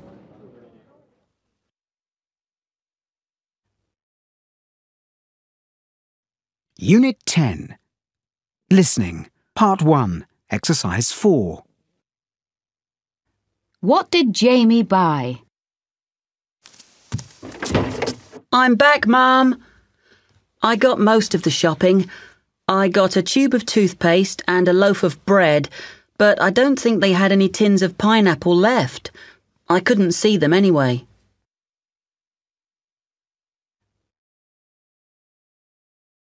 Unit 10. Listening. Part 1. Exercise 5. Don't worry. What about the biscuits? I couldn't find them at first because they've changed the packet. Is one packet enough? Plenty. Thanks, Jamie. Keep the change. Oh.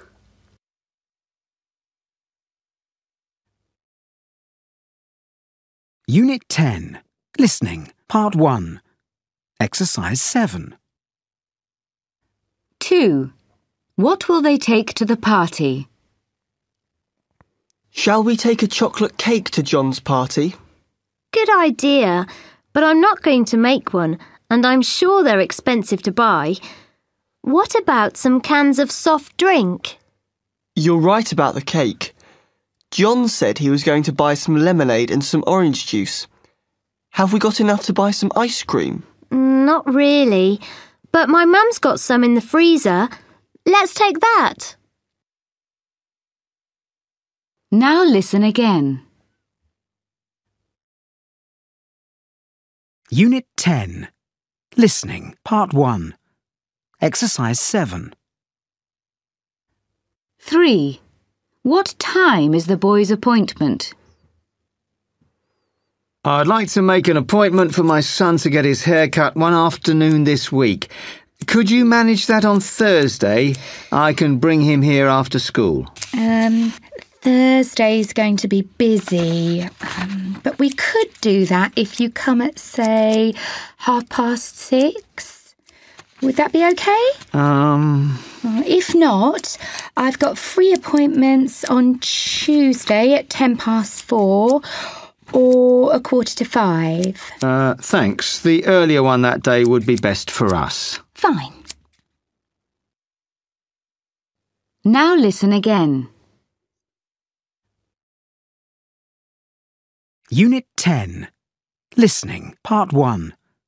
Exercise 7. 4. What did the girl buy online?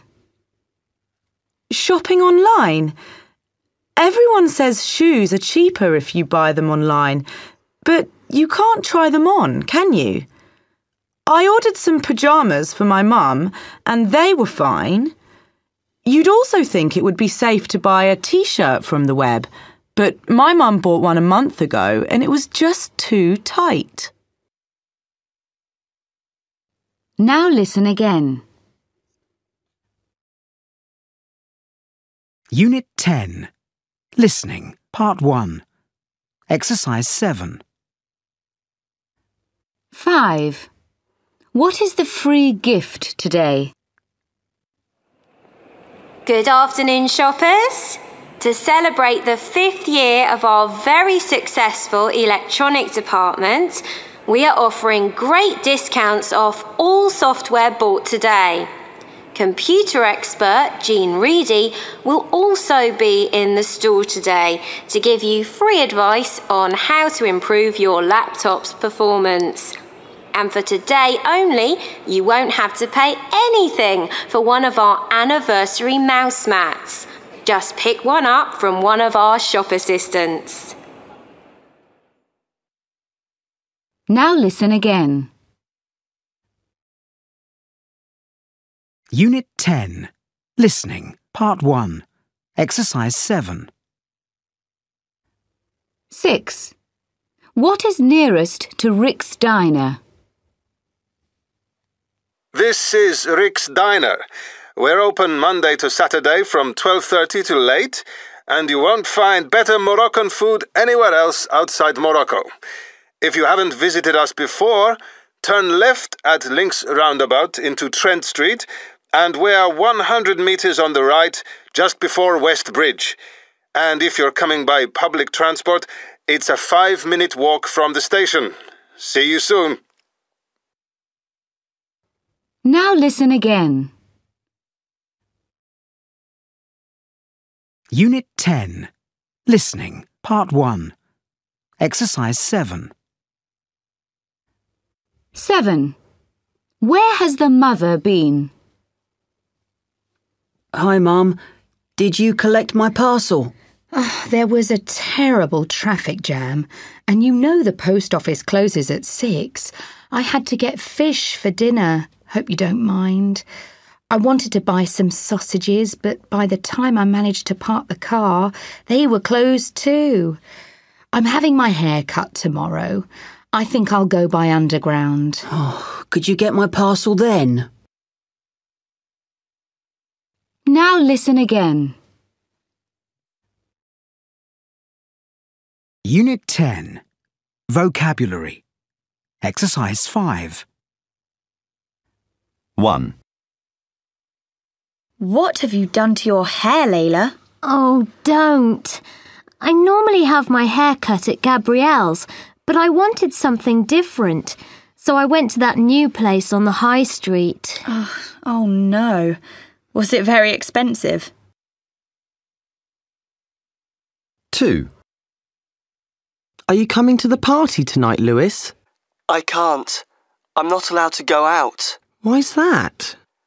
I had a little accident on my scooter. My dad says it was my fault. What about your scooter? You only got it last week for your birthday. That's why my dad is so angry. We're having the scooter repaired, and I'm going to have to look for a job to pay for it. 3. Oh no! Callum! That's cola you've spilt down my dress. Sorry, Vicky. It was an accident. My mum's going to go mad. We had this dress cleaned last week for this party, and it wasn't cheap.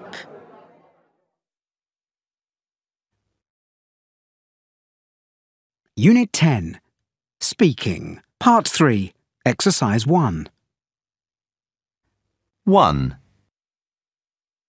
I'm sorry, but I've washed my hair and I want it's something for drying hair. Oh, you mean a hairdryer. You can borrow mine. 2. I want to eat this orange. Can I have it's made of metal and it's used for cutting. Do you mean a knife? 3. Hi, have you got it's something like stairs. A ladder. What do you need one of those for?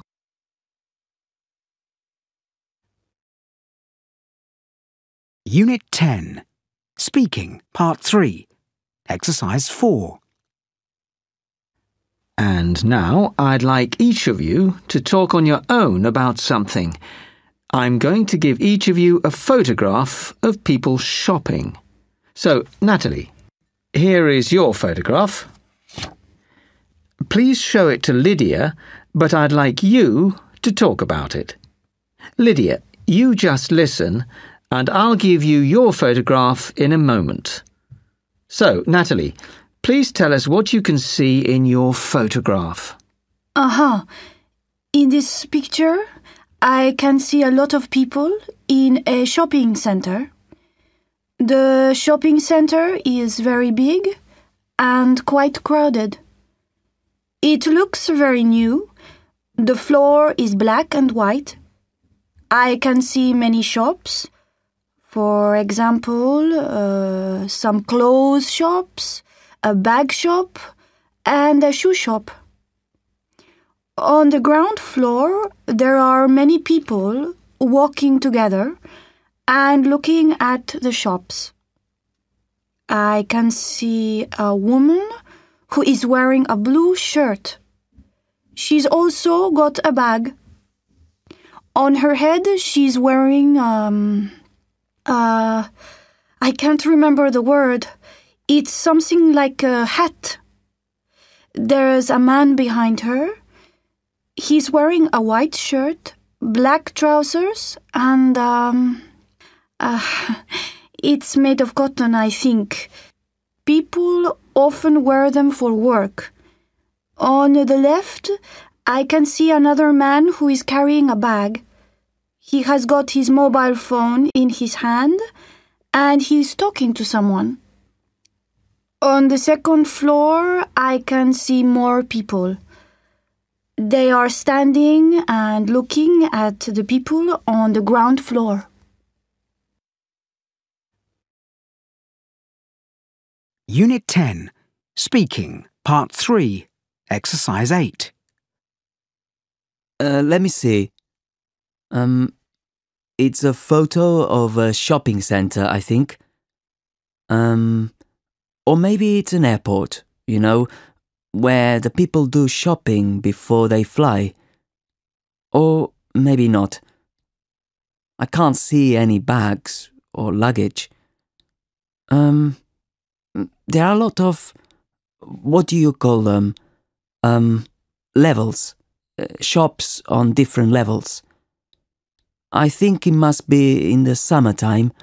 The people aren't wearing coats.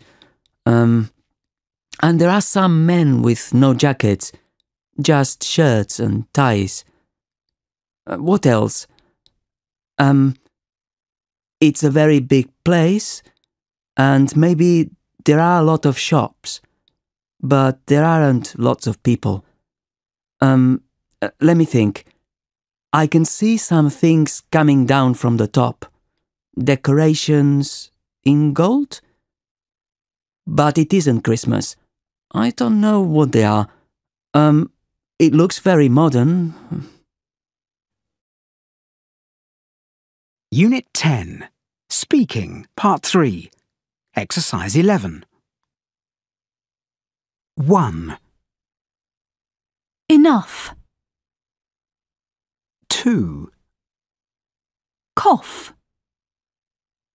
3, Through. 4, Fought. Unit 10, Speaking, Part 3, Exercise 13. Ooh. Through. Off. Enough. Rough. Tough. Off. Cough. Or. Fought. Thought. Bought. Brought. Ought. Unit 11. Listening, Part 2, Exercise 4. So tell us, Lucy, what happened when you got to the national park? To be honest, I'd had a bad night travelling. The train wasn't very comfortable and I hadn't slept much. So I was happy to get to my hotel room and relax on the big soft bed there. Then I opened the curtains and there in the river, only 50 metres away, were several elephants having a bath. Wow. It was the most amazing thing I've ever seen from the window of a hotel. As the advertisement said, it was actually inside the park. The next morning, I set off by car with a guide and 2 other tourists, Jeff and Mel. 2 hours later, our guide had a radio message to say there were reports of a tiger in the north, so we drove up that way. The guide that reported it said he had heard the monkeys warning each other of danger, and although he hadn't actually seen the tiger, their cries meant there was probably one nearby. We reached the area and there I saw our transport into the forest. An elephant. AJ, the rider, told us to climb on, but it wasn't immediately clear how. There was no wooden ladder, and although there were plenty of trees around, their branches were too high up. In the end, we got up on the roof of the vehicle, then jumped on, and after some preparations, we set off. It was great fun, and I found that an elephant can go just about anywhere. Suddenly, AJ pointed. There, he said, and less than 10 metres away was a magnificent 200-kilo male tiger. Quite small, he said, though it looked huge to me. It was lying under the trees, and at first I thought it was asleep. But then it raised its head slightly and looked, in a rather bored way, in our direction. It had obviously eaten recently. I was rather glad it wasn't feeling hungry. But AJ told us that in India, people are very rarely eaten by tigers. That was good to know. He also explained that tigers don't mind being approached by elephants, so we were in no danger. As we went slowly round the beautiful black, orange and white animal, I realised that was true. I'd read that most attacks on humans are by old or injured tigers, but this creature was young and fit. There were no rules against taking pictures of tigers, so I took lots with my new camera. But then, sadly, we had to leave. We passed some monkeys in the trees soon after, and Mel wanted to throw them some food, but AJ stopped her, saying it wasn't good for them. Soon we reached the car, and on our way back, we drove around a lake. It was just wonderful there, and I asked the guide if we could stop and go for a short walk. But he said we had to stay in the vehicle at all times, except to climb onto an elephant, of course.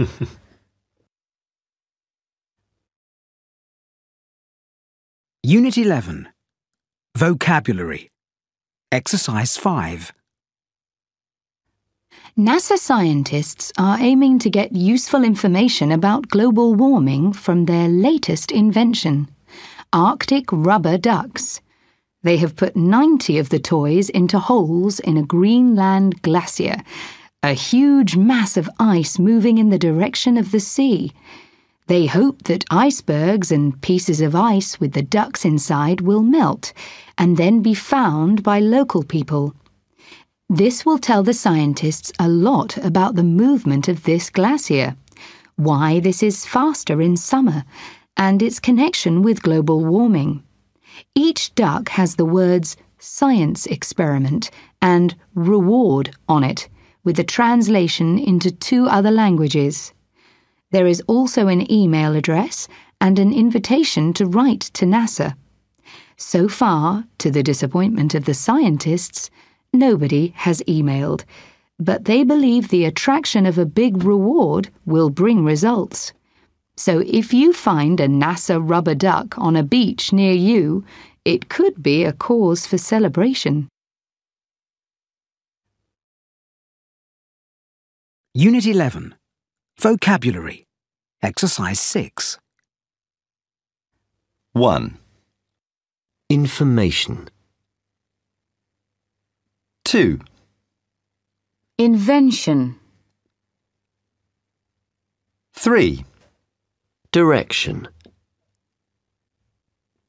4. Movement. 5. Connection. 6. Translation. 7. Invitation. 8. Disappointment. 9. Attraction. 10. Celebration.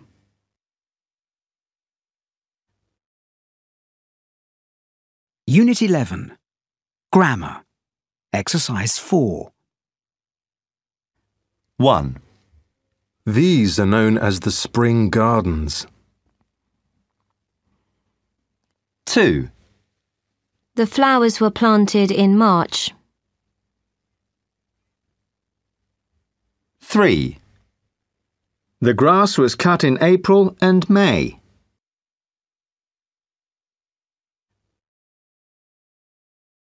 Unit 11. Grammar. Exercise 6. 1. A lot of fish are caught here. 2. 2 giraffes were seen near the trees. 3. A poem was written about this waterfall. 4. Rice is grown in the east of the country. 5. The moon was hidden by one small cloud. 6. Cars aren't allowed in the national park. 7. The forest was partly destroyed by fire. 8. We weren't told about the crocodiles in the river.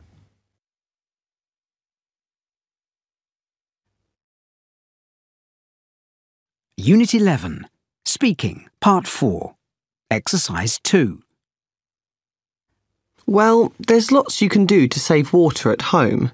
In the garden, for instance, it's best to water the plants later in the day, because if you water them at 2 o'clock, say, when it's hot, the sun just dries everything out again. Right. And if you really must wash the car, there are better ways of doing it than that. With a bucket of water and a sponge, for example. You'd waste much less water and get a bit of exercise too. It's the same in the kitchen, isn't it? All those things like dishwashers and washing machines that do everything for you. They use a huge amount of water. I suppose they save people a lot of hard work when they're full. But if you don't have much to wash, such as a few plates or some socks, you can do them much more quickly by hand and avoid wasting all that water.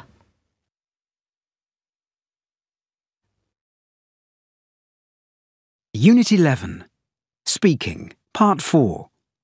Exercise 5. Now, I'd like you to talk together about whether you think zoos are a good idea.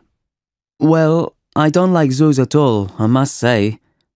I think they're really terrible places, and the animals are always so sad. I wouldn't say that's true for all zoos, because I went to an amazing one in France last year. All right. It was enormous, so the animals had a lot of space to move around, and it was really clean too. Have you been to many zoos? No, not really. I went to one when I was very young. I remember there were 2 lions living in a space smaller than my bedroom. How horrible! I've never seen anything like that. Lucky you.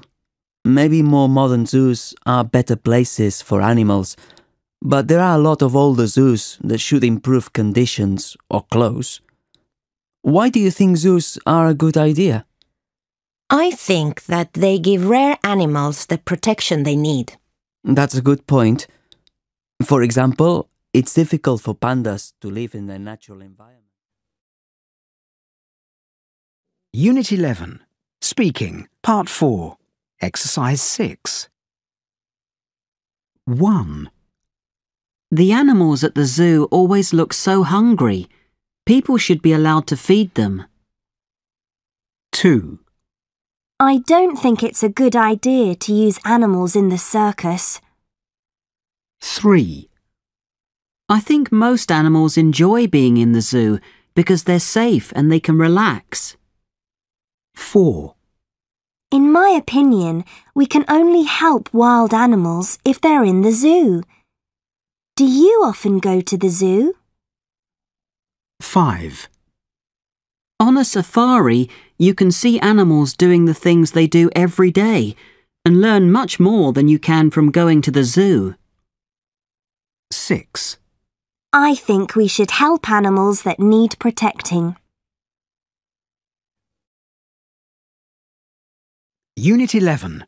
Speaking, Part 4. Exercise 9. 1. Official. 2. Exercise. 3. Electricity. Unit 11. Speaking, Part 4. Exercise 11. C. Electricity. Participate. City.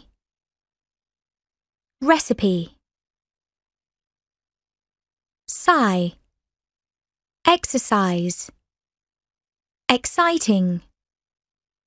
Decide. Shh. Official. Politician. Musician. Special. Unit 12. Grammar. Exercise 2. You look funny. Be quiet! Oh, shush, guys, shush, shush, shush. Close the door, Paul. Okay. Thanks. Tanya, can you take notes today? Oh, is it my turn to be secretary? Okay. Right. As you know, we have to decide what event we're going to organise for the Schools for All project. Any ideas? Yep. Yes, Scott. OK. Last year we organised a disco to collect money. We can organise a similar event again. I think Year 10 are going to organise a party this year. Has anyone else got any other ideas? William? Yeah, we've thought about organising a football match. Another football match? There are matches here every Saturday. In my sister's school, the students are going to play against the teachers. But the teachers here wouldn't want to play football. It doesn't have to be just teachers. Ellie's dad could play. He used to play football for United. But how are we going to raise money? The adults will have to pay to play. Sounds good. Anyone else? Gina? Yes. Today we're all wearing school uniform and we all look the same. Who hates wearing school uniform? Well, I really don't like wearing. So, our idea is to have a day when we don't wear school uniform. We can wear what we want to school. Yeah. And the money? We'll pay to wear what we want. Oh, thanks. Right. Think about the suggestions and don't forget the meeting tomorrow. We'll take a vote then. Whoa.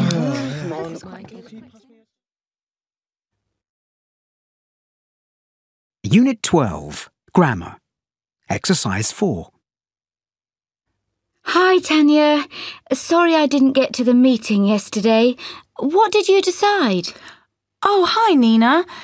There's going to be another meeting today at 1 p.m. to take a vote. We have to think about the 3 suggestions. What 3 suggestions? Did anyone take notes? Yeah, I was the secretary. I've got them written here. Let me see. Oh, yes. Scott said that they had organised a disco to collect money the year before and they could organise a similar event again. But isn't Year 10 going to organise a party? Yes, that's what Ruby said. Then William said they had thought about organising a football match. Not another football match. Well, not exactly. He said in his sister's school the students were going to play against the teachers. He also said that it didn't have to be just teachers. It could be any adult, like Ellie's dad, who used to be a football player. William said the adults would have to pay to play. You said there were 3 suggestions, didn't you? Yes, the third came from Gina. She reminded us that we were all wearing school uniform that day and that she hated wearing school uniform. She suggested a day when we wouldn't have to wear school uniform. She said we would pay to wear what we wanted. Oh, good idea.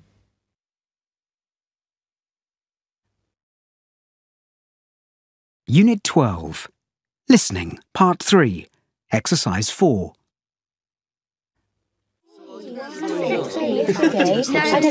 Quiet! I'd like to introduce Jerry Tremaine from Web Challenge. He's going to tell you about an exciting website competition. Thank you. Hi, everyone. I'm going to talk about the Web Challenge, which is an exciting competition for young people all over the world who are interested in designing websites. Now, although the website should be written in English, we do encourage you to provide links to translations into several other languages, including your own. Firstly, you'll need to get your team together. All teams need a coach. The coach should be a teacher, librarian, or assistant working in a school.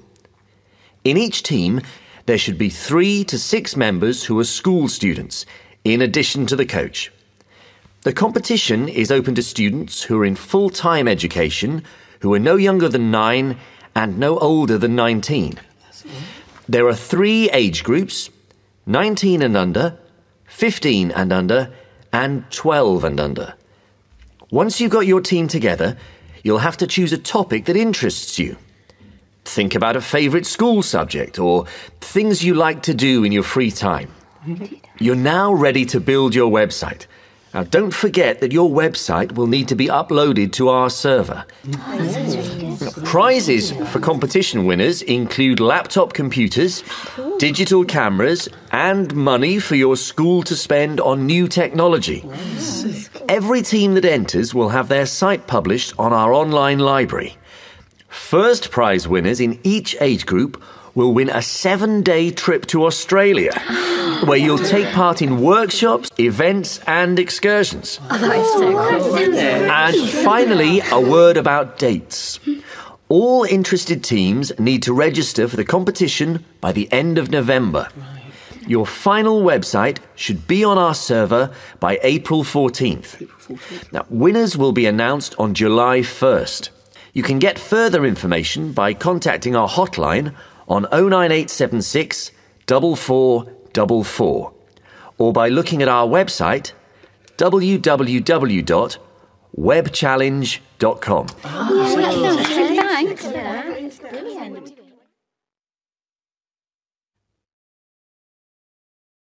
Unit 12.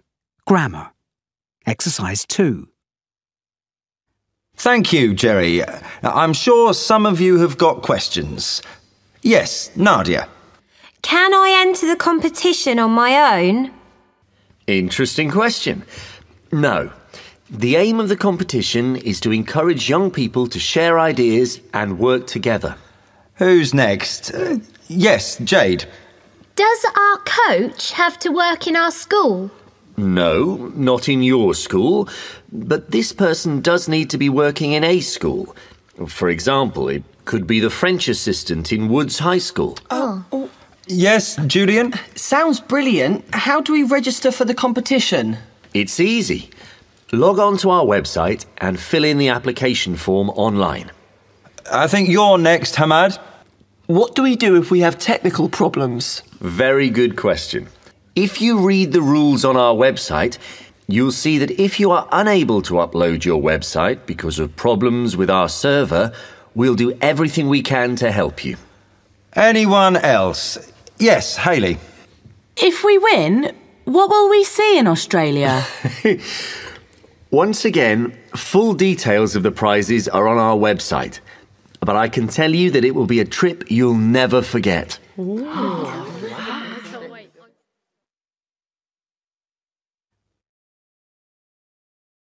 Unit 12. Grammar. Exercise 1. Hello, Nadia. Congratulations on winning the prize. I was wondering if I could ask you some questions about your trip. It must have been amazing. Thanks. Yes, it was an amazing trip. We saw so many things. I'm sure. So your flight landed in Sydney, didn't it? Firstly, I'd like to know what you thought of Sydney. Well, before we won the prize, I thought Sydney was the capital of Australia, but it isn't. Canberra is the capital. Anyway, Sydney is enormous. But the thing I noticed first was all the water. On the first day, we took a boat trip around Sydney Harbour.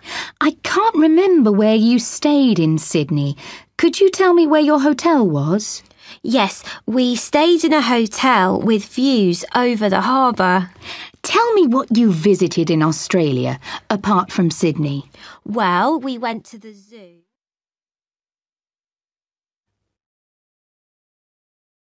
Unit 12. Vocabulary. Exercise 1. 1. Where are Todd's keys?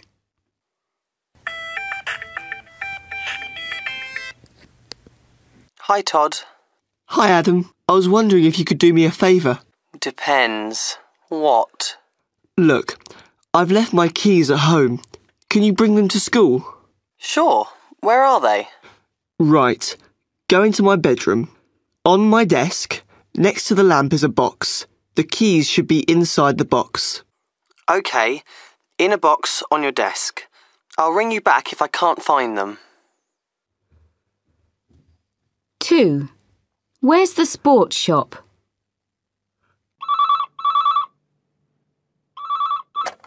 Dayton Sports. Karen speaking. Hi. I'd like to know if you've got any football gloves, size 8. I'll just have a look for you. Yes, we do. Great. Could you tell me where your shop is? Yes. Do you know where the Central Library is? Yes. Go past the library, over the bridge. We're between a bookshop and a hairdresser's. Opposite the pet shop. Ah, I think I know where you are. 3. Where's Ellen, Imogen's cousin? I've never met your cousin, Ellen. What does she look like? I think I've got a photo of her. Yes, here it is. Wow, is that your family? Yes. Can you see my aunt holding a baby? In front of her are my 5 little cousins. Ah, they look lovely. Has your aunt really got 6 children? No, 3 of them are my dad's brother's children.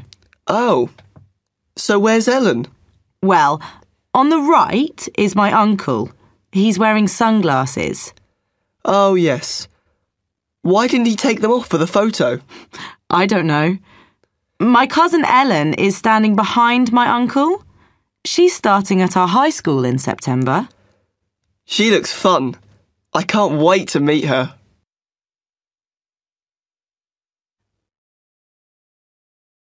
Unit 12. Speaking, parts 1, 2, 3 and 4. Exercise 7. I can see 3 girls sitting in front of computers. I think they are in a, a cafe of internet, and not in a classroom. No, they aren't in a classroom, but maybe they are classmates. and they are writing a project for a school. Or they are chatting with other friends online. They look busy, and I think they are doing work for a school. Unit 12. Speaking, Parts 1, 2, 3 and 4. Exercise 9. 1. Well, I love my mobile phone. I couldn't live without it, I don't think. Okay. I think emails are a good way to communicate with friends. 2. Yes, emails can be a good way to communicate with friends, especially if you're shy and don't want to talk on the phone. The phone is better because you can say more than in an email.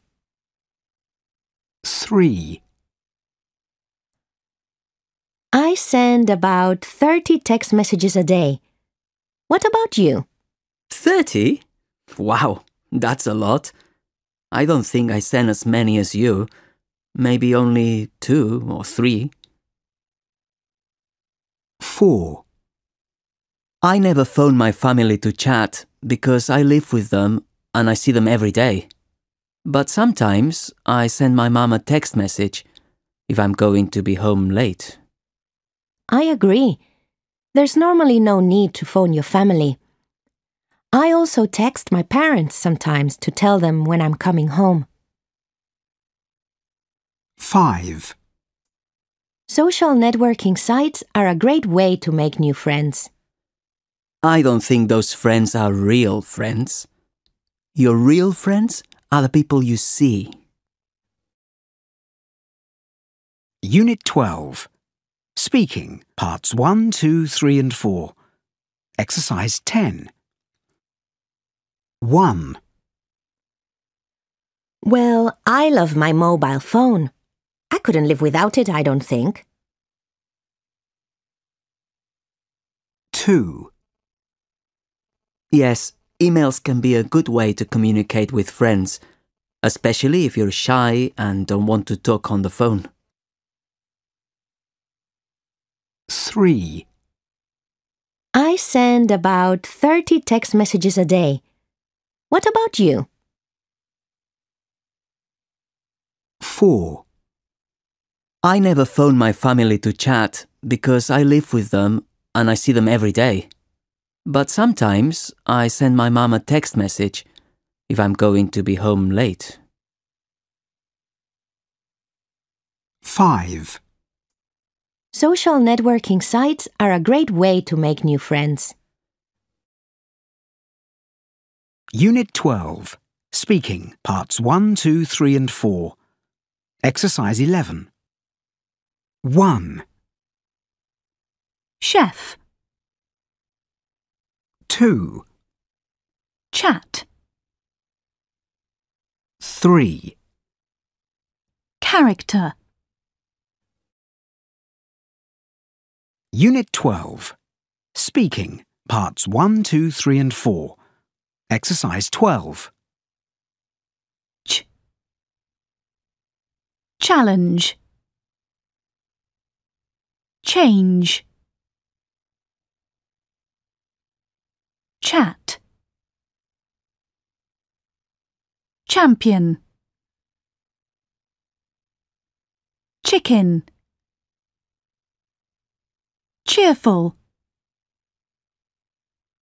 Children.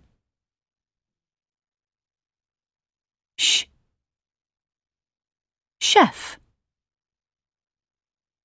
Moustache. Machine.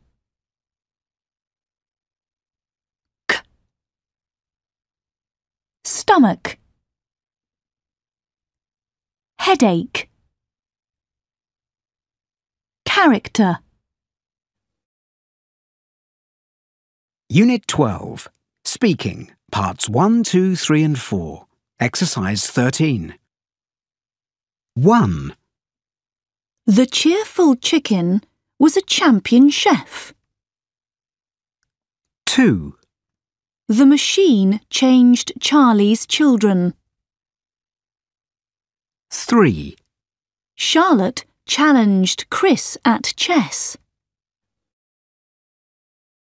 Speaking reference, Part 1, Exercise 3. Now, what's your name? My name's Emilio. Thank you. And what's your surname? Sanchez. How do you spell it? S-A-N-C-H-E-Z.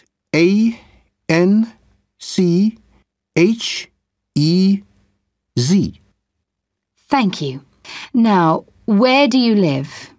In Santiago, in a district called Independencia, which is quite near of the city centre. And do you work, or are you a student in Santiago? I'm a student. I'm in my 5th year at secondary school. And what subjects do you study? Could you repeat the question, please? What subjects do you study? Oh, maths, science, history, geography, things like that. And English, of course. I do that at the school. And I have lessons at home, too, with a teacher that comes to my house. Do you enjoy studying English, Emilio? Yes, I like learning it a lot because so many of the internet is in English. And also because most of the music I enjoy is too. Do you think that English will be useful for you in the future? Yes, definitely. For instance, I'd really like to travel around Europe and North America. And for that, I'll need to know English. Except in countries as Spain and Mexico, of course, where I'll be able to speak in Spanish. Okay, Emilio. What did you do last weekend? Last weekend? Oh, yes. I was at the sports center on Saturday. We were playing basketball against one of the best teams in Santiago. And in the end, we beat them. We never did that before. Thank you. Speaking reference, Part 1, Exercise 5. What do you enjoy doing in your free time? Sorry, I didn't catch that. What do you enjoy doing in your free time? My free time, right. Well, most of all, I like doing sports. Lots of different ones, such as running and swimming. I love swimming, especially in the sea. Also, sports that you play with a racket, like tennis and badminton. There's a really big sports center near my house where you can do lots of different things. Gymnastics, for example. I really like that. And sometimes I play table tennis there too. Speaking reference, Part 2, Exercise 2. In the next part, you're going to talk to each other. I'm going to describe a situation to you. A school friend of yours is going to live in another country. Talk together about the different things the class could buy him or her as a leaving present and decide which one would be best. Here is a picture with some ideas to help you. I'll say that again. A school friend of yours is going to live in another country. Talk together about the different things the class could buy him or her as a leaving present and decide which one would be best. All right? Talk together. Okay, if I start? Yes, please. How about buying her the books? I know she likes very much to read, so maybe they will be nice for her to have? I am not really sure. Very heavy for carry on airplane. DVD's better. You may be right, but it's difficult to choose for somebody that you not really know very well. Uh-huh. And if we ask what is her favorite kind of film, it's not a surprise when we'll give them to her. The same problem with music. Maybe MP3 player then? Yes, then she can put any music she wants from the internet, but I think that's not the better thing because she's got already an MP3 player. I'm sure I see her with one the other day, so not that. Uh-huh. Shoes the same. The trainers? Yes, probably she has some, and I'm not so keen of them anyway. So, which of others we get? Well, she's going to live in a new place, so perhaps we should get her the camera. Then she can make lots of photos. Or mobile phone. She can also photo with mobile phone. Yes, that's true. As well, she could send the pictures to us here, and we can see what is like her new life there. Is very good idea, yes. Shall we do that then? Yes, let's buy her a phone. She'll like that, I'm sure. Thank you.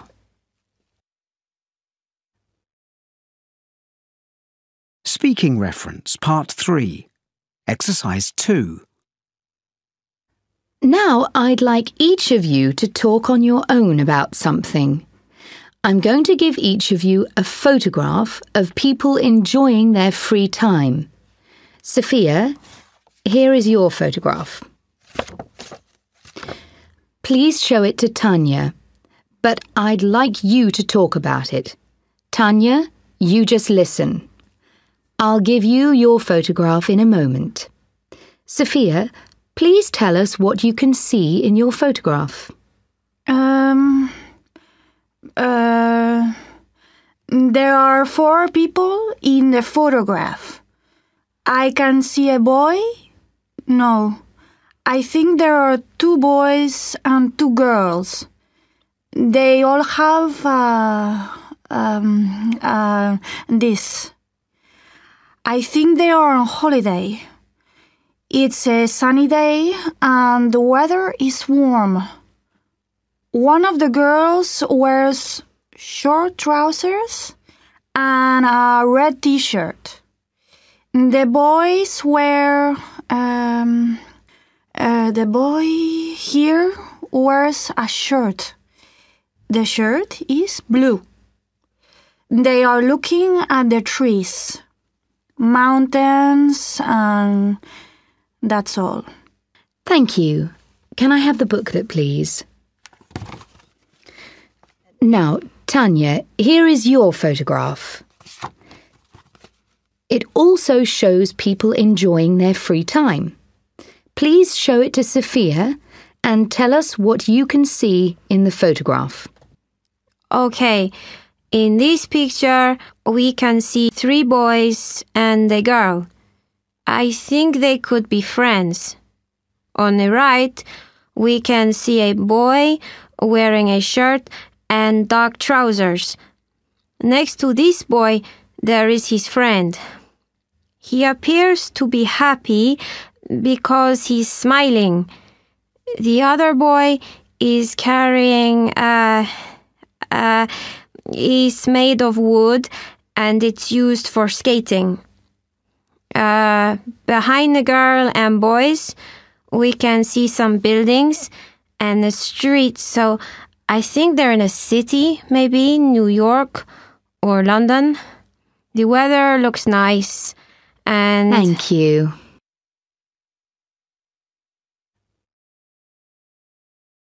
Speaking reference, Part 4. Exercise 3. Your photos showed people enjoying their free time. Now, I'd like you to talk together about the things you enjoy doing in your free time and the things you would like to try in the future. Okay. At the weekends, I like meeting my friends. Me too. We meet on Saturday afternoon in the town and have a walk or talk. Sometimes we go to the cinema. What about you? Do you like going to the cinema? Yes, but it's very expensive. What about sport? Do you play any sports? Yeah, I agree, the cinema is expensive. I like playing tennis, but I'm quite bad. In the winter we go skiing to the mountains. I love it. This year I've tried snowboarding. It's fantastic. Have you ever tried it? No, well, I once went skiing with my uncle, but that was 2 or 3 years ago. I would like to go skiing again, but the mountains are very far. Like you, I also like playing tennis, especially in the summer. We also play beach volleyball. There is a place to play on the beach, and we have a good time. What things would you like to try in the future? We always go to the islands in the summer. Last year I went snorkeling with my cousins. It was so beautiful to see the fish under the water. You should try it. I would like to try skiing on the water. You know, you have skis and the boat takes you on the water. Yes, I want to do that. Oh, you mean water skiing? I've never done that. I'm a little scared of the water. I prefer doing things on the land. I really like traveling. And when I'm older, I would like to visit many places. My dream is to visit China. We have studied so many things about China, and I would like to see it. Would you like to travel when you're older? Maybe. I haven't really thought about it. I don't really like cars and planes because I feel not good. Yeah, it's true. And sometimes the journey can be long and boring. Don't you think so? Uh-huh. Something else. I would like to learn to play the electric guitar. Really? Yeah. My friend sings really well, and there is another friend who can play the drums. We are thinking in making a group. You see, we love all kinds of music, but especially rock. Do you listen to music? Sometimes. Well, it depends. If I have to study, then I can't listen to music or the TV or nothing. But when we have parties, I like listening to music. Do you like dancing? Yeah, I love it, but I'm quite bad. What about you? When I was younger, I used to go to ballet, but I didn't like it. Now I like dancing, and I would like to have lessons maybe. Thank you. That's the end of the test. Thank you. Thank you. Unit 2.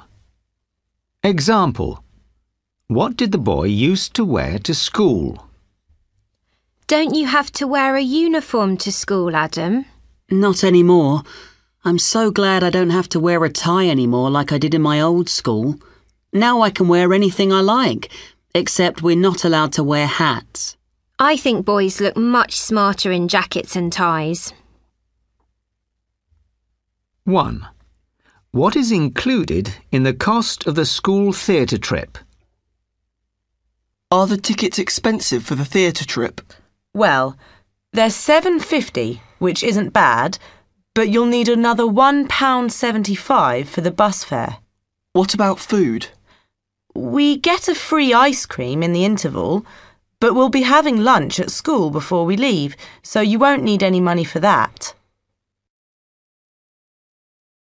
2. What time will school finish today? OK, listen everyone. I've got an important announcement to make. Because of the bad weather, school will finish half an hour earlier today. Afternoon lessons will begin at 2:15 instead of 2:30 and end at 3:30 instead of 4 o'clock. After-school activities at 4:30 have been cancelled. The school office has informed your parents about this. OK? Right. 3. What's the quickest way to get to the boys' school? My mum sometimes gives me a lift to school, but we often get held up in traffic, and it can take up to 45 minutes to get there.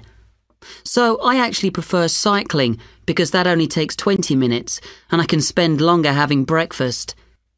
The underground would be quickest if I lived nearer the station, but it takes me at least 15 minutes to walk there.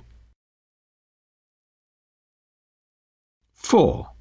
What must the girl do at 1:30? Listen, I'll meet you in the changing rooms at 1:45 for hockey practice, because at 1:30 I've got to see Mrs. Allen. She's lending me a book for my geography coursework. So it's 1:20 now, so I've just got time to take my books back to the library. See you later. 5. When will the boy have a maths test? So the maths test is on the 25th, isn't it? That's a Saturday, so it's the day before. So Friday the 24th. That's only a week away. Don't worry. I've arranged a revision lesson for your class to do some extra test practice on the 23rd. And you've got all weekend to study. Unit 3. So, tell me, Ben, what made you start collecting picture postcards? As a boy, I often saw postcards at the seaside and in tourist places, but I didn't find them interesting then. That suddenly changed a few years ago, when I discovered hundreds of them in the spare room. Oh. There were some beautiful ones there, carefully arranged in albums. So after that, I started collecting cards whenever I went to other countries. Whose collection was it? Well, my grandfather, who was a sailor, used to send postcards home from wherever he was in the world. Anyway, my mum and my uncle, who were both kids at the time, would always read them, and she decided to keep them all. So that's how the family collection began. Which kinds of postcards do you like best these days? Well, I still like the ones with pictures of famous harbours, like Sydney and New York. And I've also got some that have beautiful photos of cathedrals and mosques. But most of all, I love the ones which show ships, trains and planes from early last century. What do you think of those old comic postcards? They're fascinating. Some of the pictures were actually drawn by top-class comic artists, real professionals. And what makes me laugh is not the jokes themselves. They're really awful. But just how out of date they seem now.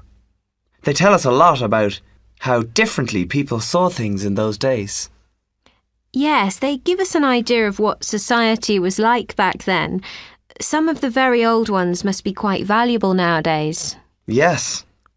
Though, perhaps surprisingly, it's the subject of the picture that matters most. Not because it's from the end of the 19th century, or whether it's been posted or not. The ones with the highest values are about past events, like a famous wedding, or a football team winning the cup. That kind of thing. So, for a young person, say, who wants to take up collecting postcards, those aren't the best kind to get? No, they'd cost far too much. The same is true for cards with pictures of the town where you grew up. Everyone wants them, so the prices are high. It's much better to go to a shop or a street market and buy a variety of postcards. Maybe a whole box of them. Those can be amazingly cheap, and you never know what you might find there. Unit 4.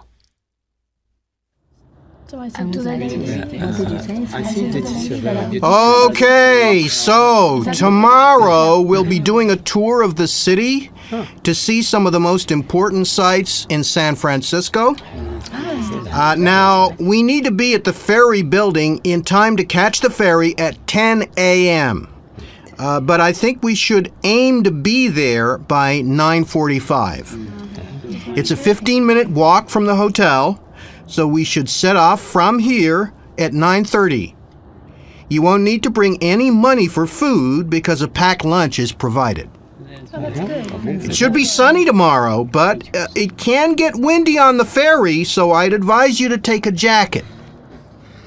The ferry crosses the bay to Sausalito, which takes about 25 minutes. We'll spend about an hour in Sausalito, where we'll do some shopping. That's one of Sausalito's main attractions. From Sausalito, we'll get a bus across the Golden Gate Bridge to the Golden Gate Park. Here, you'll have a choice of activities. Firstly, the Deyoung Museum. The best thing here is the painting collection. This has some of the greatest works from every period in American history. The Deyoung's also famous for its collections of modern sculpture and African art. Oh, that is very interesting. Or you can go to the Japanese tea garden. This is the oldest Japanese garden in the United States. It first opened in 1894 as part of an international exhibition. Anyway, you'll have about an hour to explore either of these two places before we break for lunch. Our first stop after lunch will be at Alamo Square. I'm sure this will seem familiar to many of you, as the houses have appeared in so many films and TV shows. We'll stop and take some photos here before moving on to Chinatown, where we'll have a guided walking tour.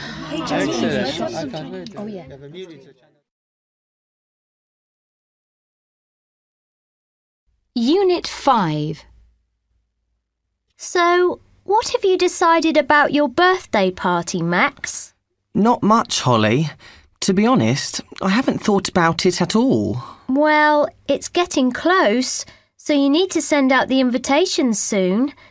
By this Friday, really, to give people time to reply. I don't really know who to invite. My school friends, of course, and Mark, Jack and Sean. And Tilly and her sister? Yes, and Alicia. I hope she'll be there. But I prefer not to have a huge number of guests. 20? Not that many, if possible. It's only a small flat, and I only really want my close friends there anyway. I can understand that. Even so, some of them won't know each other. My friends from round here aren't the same kind of people as the ones from school. They like different things, really. Well, that should make the party more fun. Maybe, but it'll make it harder to choose music that everyone likes. I'll have to go down to the supermarket and buy some different kinds of music to keep everyone happy. If I were you, I'd make my own CD. You've got some great music on your computer, and you could put lots of different things on it. That's true, though not everyone will want to dance or listen to music all the time. Maybe I should put a DVD on in another room. Not if it's just any old movie. That would be like watching TV at home. No, I was thinking of getting a new film that most people haven't seen yet. That's a good idea. There are sure to be some who will want to watch it. Right. So the only thing left to decide, I think, is which day to have the party. It's got to be a weekend, so not the Thursday. Saturday would be best, I think. I agree the weekend's best, but the problem is that lots of people will be away on the Saturday. Perhaps you should have it on the Friday. I don't know. I don't think Alicia can come on the Saturday. All right then, I'll have it the day before. I thought you might. Unit 6. Example. What did the boy used to wear to school? Don't you have to wear a uniform to school, Adam? Not anymore. I'm so glad I don't have to wear a tie anymore like I did in my old school. Now I can wear anything I like, except we're not allowed to wear hats. I think boys look much smarter in jackets and ties. 1. What has the boy just bought? Are you enjoying that book? Yes. I think I like it better than the film. I saw it for the first time on DVD a few weeks ago, and then yesterday I saw it on sale in the bookshop, so I decided to get it. I really like the music. I'll make a copy of the CD if you like. Yes, that'd be great. Thanks. 2. What does Rachel need to get for the party? Have you decided what you're wearing to the party, Rachel? Well, I'm borrowing my sister's skirt, but I haven't got a top that matches. I think a sleeveless one would look best. We could go shopping tomorrow. I need to get some earrings and a bag. I'll lend you some earrings if you like. My silver ones would look nice with your dress. 3. What is Kerry wearing? Hi, Matt. Have you seen Kerry? She was here a minute ago. I don't think I know Kerry. What does she look like? She's got blonde hair and she's wearing a pink and red t-shirt. Is it striped? It's got a pattern on it. It's short-sleeved with a V-neck. Sorry, I've only seen a blonde girl with a long-sleeved t-shirt. 4. What does the reviewer recommend on TV this evening? This evening's chat show host, Martin Wheeler, interviews Faye West. Martin fails to get answers to the important questions, so if I were you, I'd watch the documentary on Channel 3 instead. It's about the fashion industry in India, full of surprising information and very entertaining.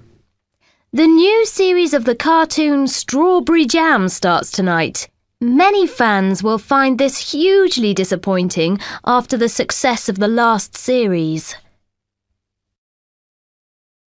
5. What time does the film start? Shall we have a drink before the film starts? Yes. The cafe in the cinema is quite nice.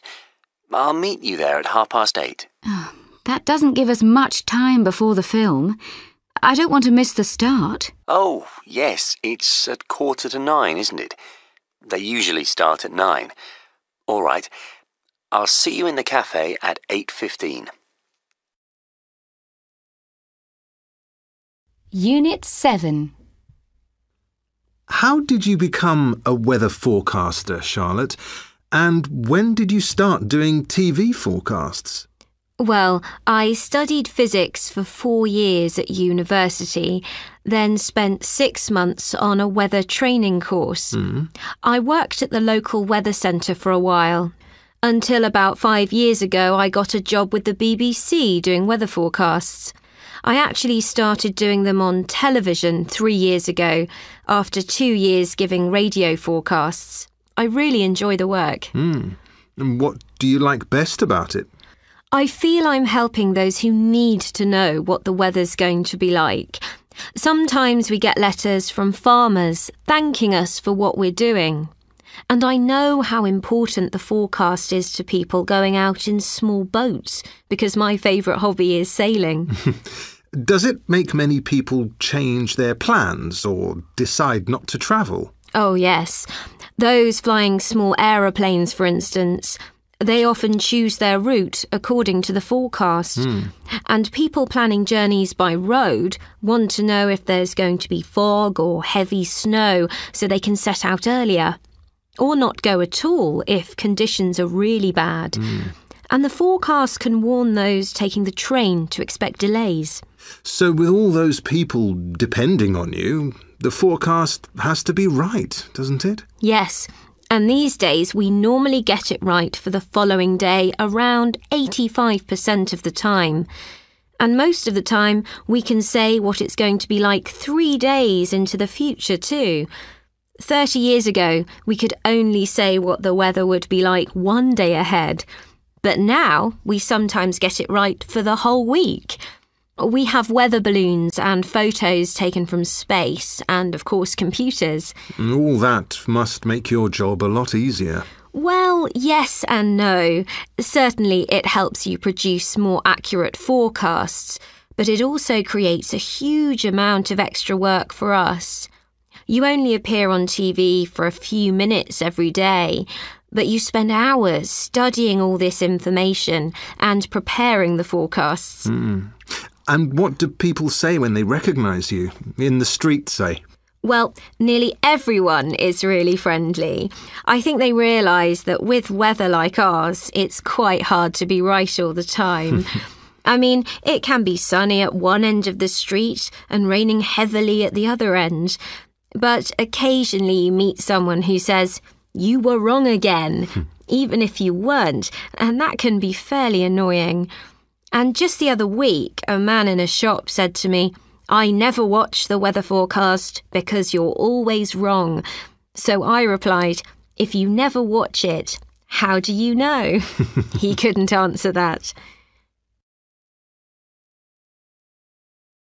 Unit 8.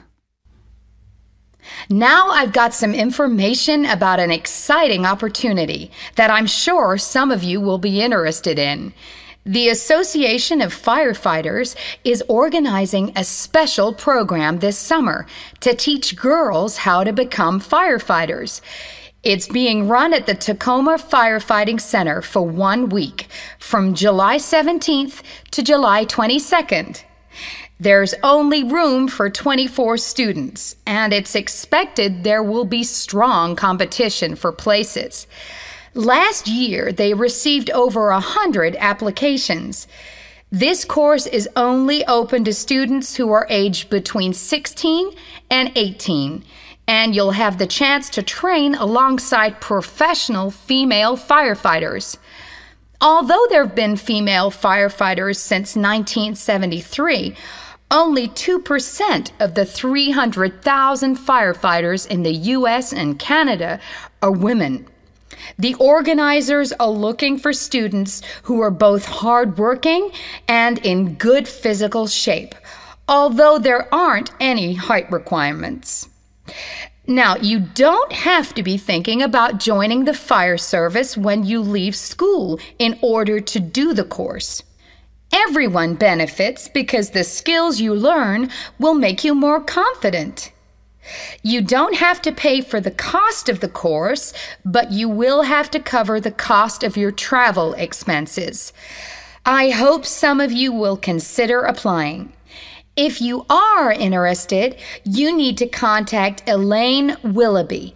That's WILLOUGHBY at Central Fire Station.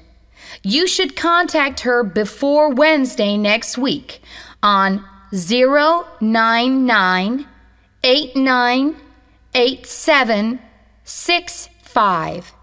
Right. That's all I've got to say right now. Unit 9. I love tennis, but there's so much to learn, isn't there, Mike? Yes, Abby. But you already know a lot of the basic things. Such as? Well, like standing in the right place in the court and where the racket is in your hand. That's fine. But there's so much more to it than that, isn't there? I mean, all the different ways of hitting the ball, being in exactly the right place at the right time. On TV, you can see the big tennis stars doing the most amazing things. Actually, it's quite a good idea to do that. You can learn a lot from the way they play. But the top players move around the court so fast, don't they? I'll never be able to do that. I can't see why not, with the right training. Well, for one thing, I couldn't run around for hours the way they do. At that speed, I'd be too tired to move after about 20 minutes. At the moment, that's probably true. But let's see in a couple of years. So, what should I do next? Put my name down for competitions? Well, I think for now it'd be better just to keep playing at school and with friends. And I can start giving you lessons from next week, if you like. Let's see how you get on for a while, and then maybe we'll think about matches. Oh, sounds great. I'll give you a book to read about tennis. It's got lots of useful advice in it, and the rules of the sport. You should make sure you know all those. Right. I'll look at them carefully. I didn't actually know until you told me that players aren't allowed to touch the net. That's right. And I suggest you work on your general fitness too. OK. I'll definitely run or train down at the gym each evening, except Sundays. I think you need a break sometime, don't you? Yes, you do. That's very important. Unit 10. Example. What did the boy used to wear to school? Don't you have to wear a uniform to school, Adam? Not anymore. I'm so glad I don't have to wear a tie anymore like I did in my old school. Now I can wear anything I like, except we're not allowed to wear hats. I think boys look much smarter in jackets and ties. 1. What does the woman need? Shall I get a loaf of bread while I'm out? It's okay. I got one this morning. But I did forget to get toothpaste. Fine. And what about a tin of tomatoes? We've run out of those as well. There's some in the basement, so don't worry. 2. What time is the girl's appointment? Your dentist's appointment's at 10:30, isn't it, Joe? I thought it was at 11. Let me check. No, you're right. It was at 10:30 and then they changed it to 11:45. OK, I'll pick you up from school after the break. 3. What did the man have to eat in the restaurant?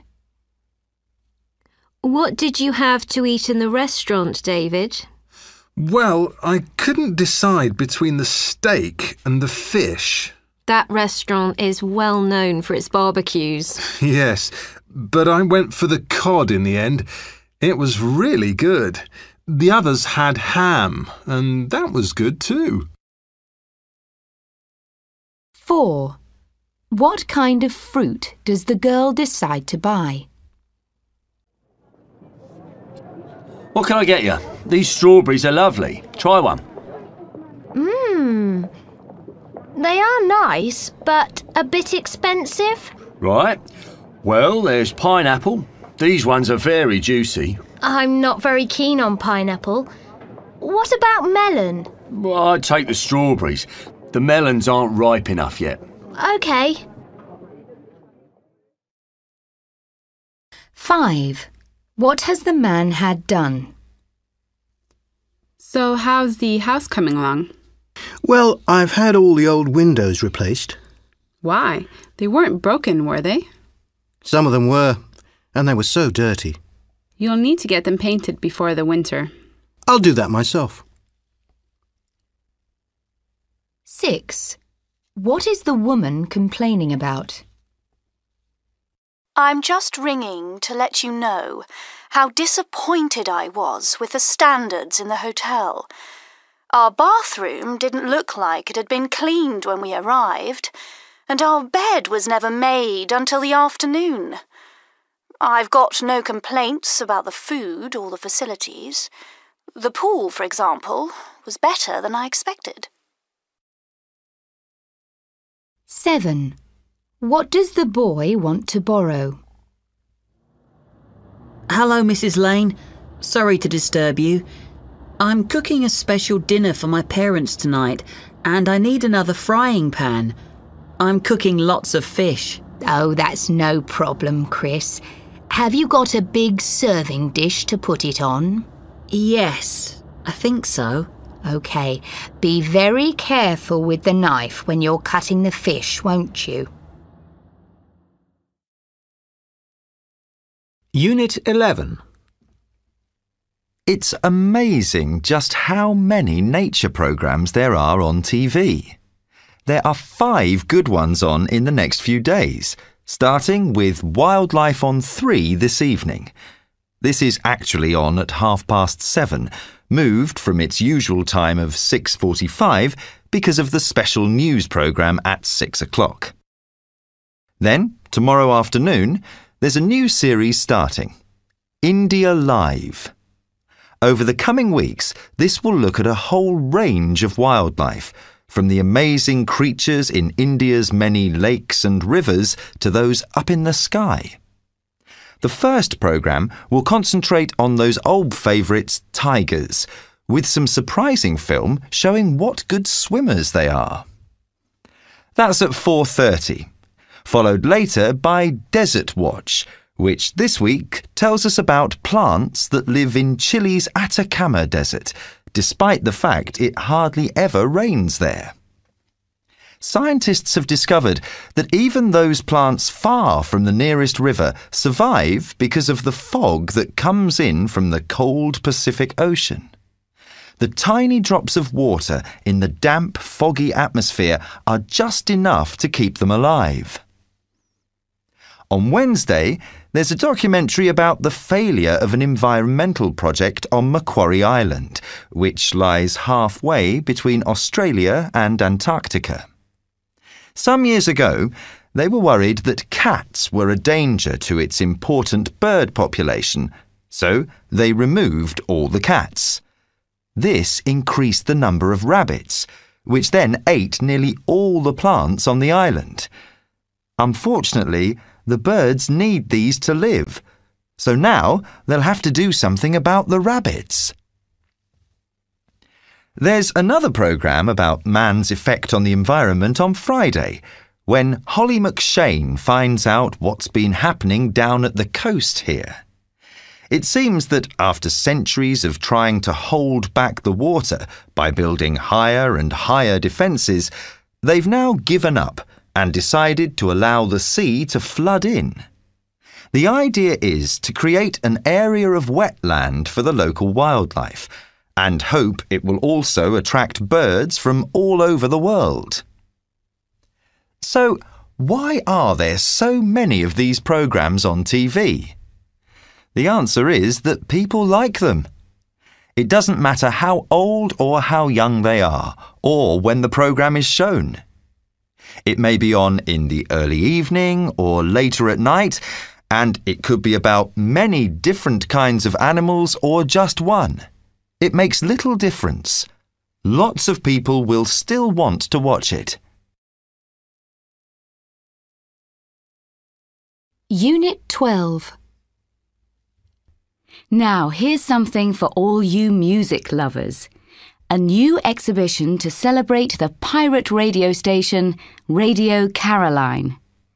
For those of you too young to remember, it was called a pirate station because it was against the law and because it was based on a ship out at sea. Radio Caroline opened in 1964 and was closed down 4 years later. At this time, there were no other radio stations playing pop music for young people, and it quickly became really popular. The exhibition, as you would expect, includes the best-loved music from that time. There are original records by groups such as the Beatles, who actually visited Radio Caroline. You can also see some of the letters sent by Radio Caroline's thousands of fans. It's also interesting to listen to the interviews with some of the DJs who worked at Radio Caroline. They were very famous back then. The exhibition is unusual because it's being held on the radio ship itself. It's open 7 days a week from 10 a.m. to 6 p.m. You need to get there soon, though, because it only runs for 8 weeks and will finish in June. But there will be other events to celebrate Radio Caroline coming up soon. You won't need to buy a ticket because entry to the exhibition is free. You can get more details from the website www.radio-caroline.com.